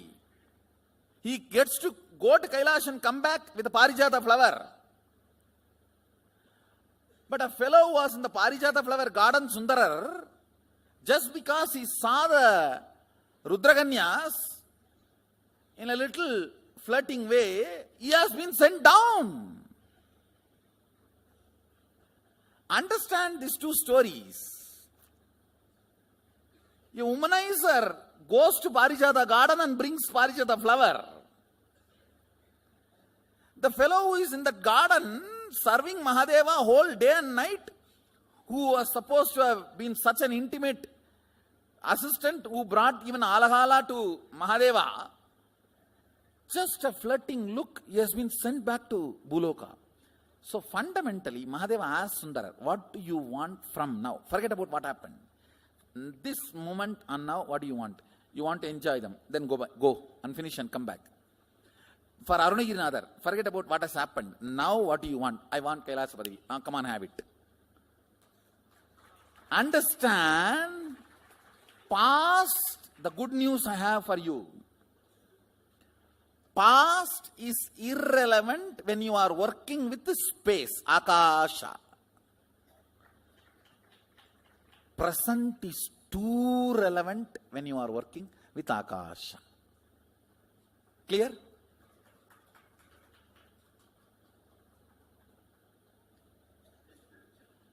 You have been 20 years devotee, 25 years devotee, or born and brought up along with me, does not matter. Or yesterday only you entered the program, does not matter at all.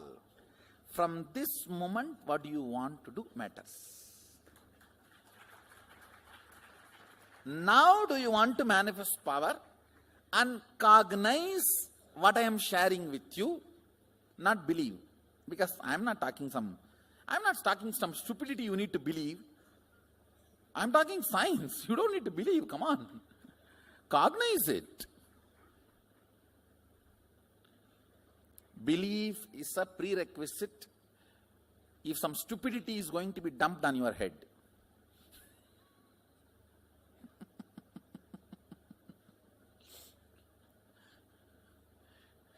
Here I am sitting and analyzing the science of life, science of existence.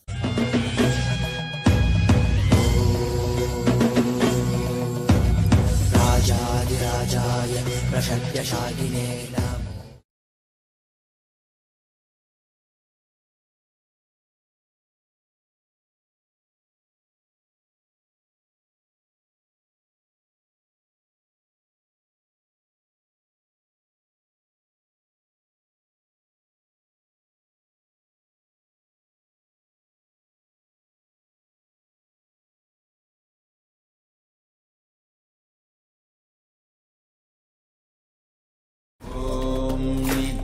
Nityanand परमशिवोहम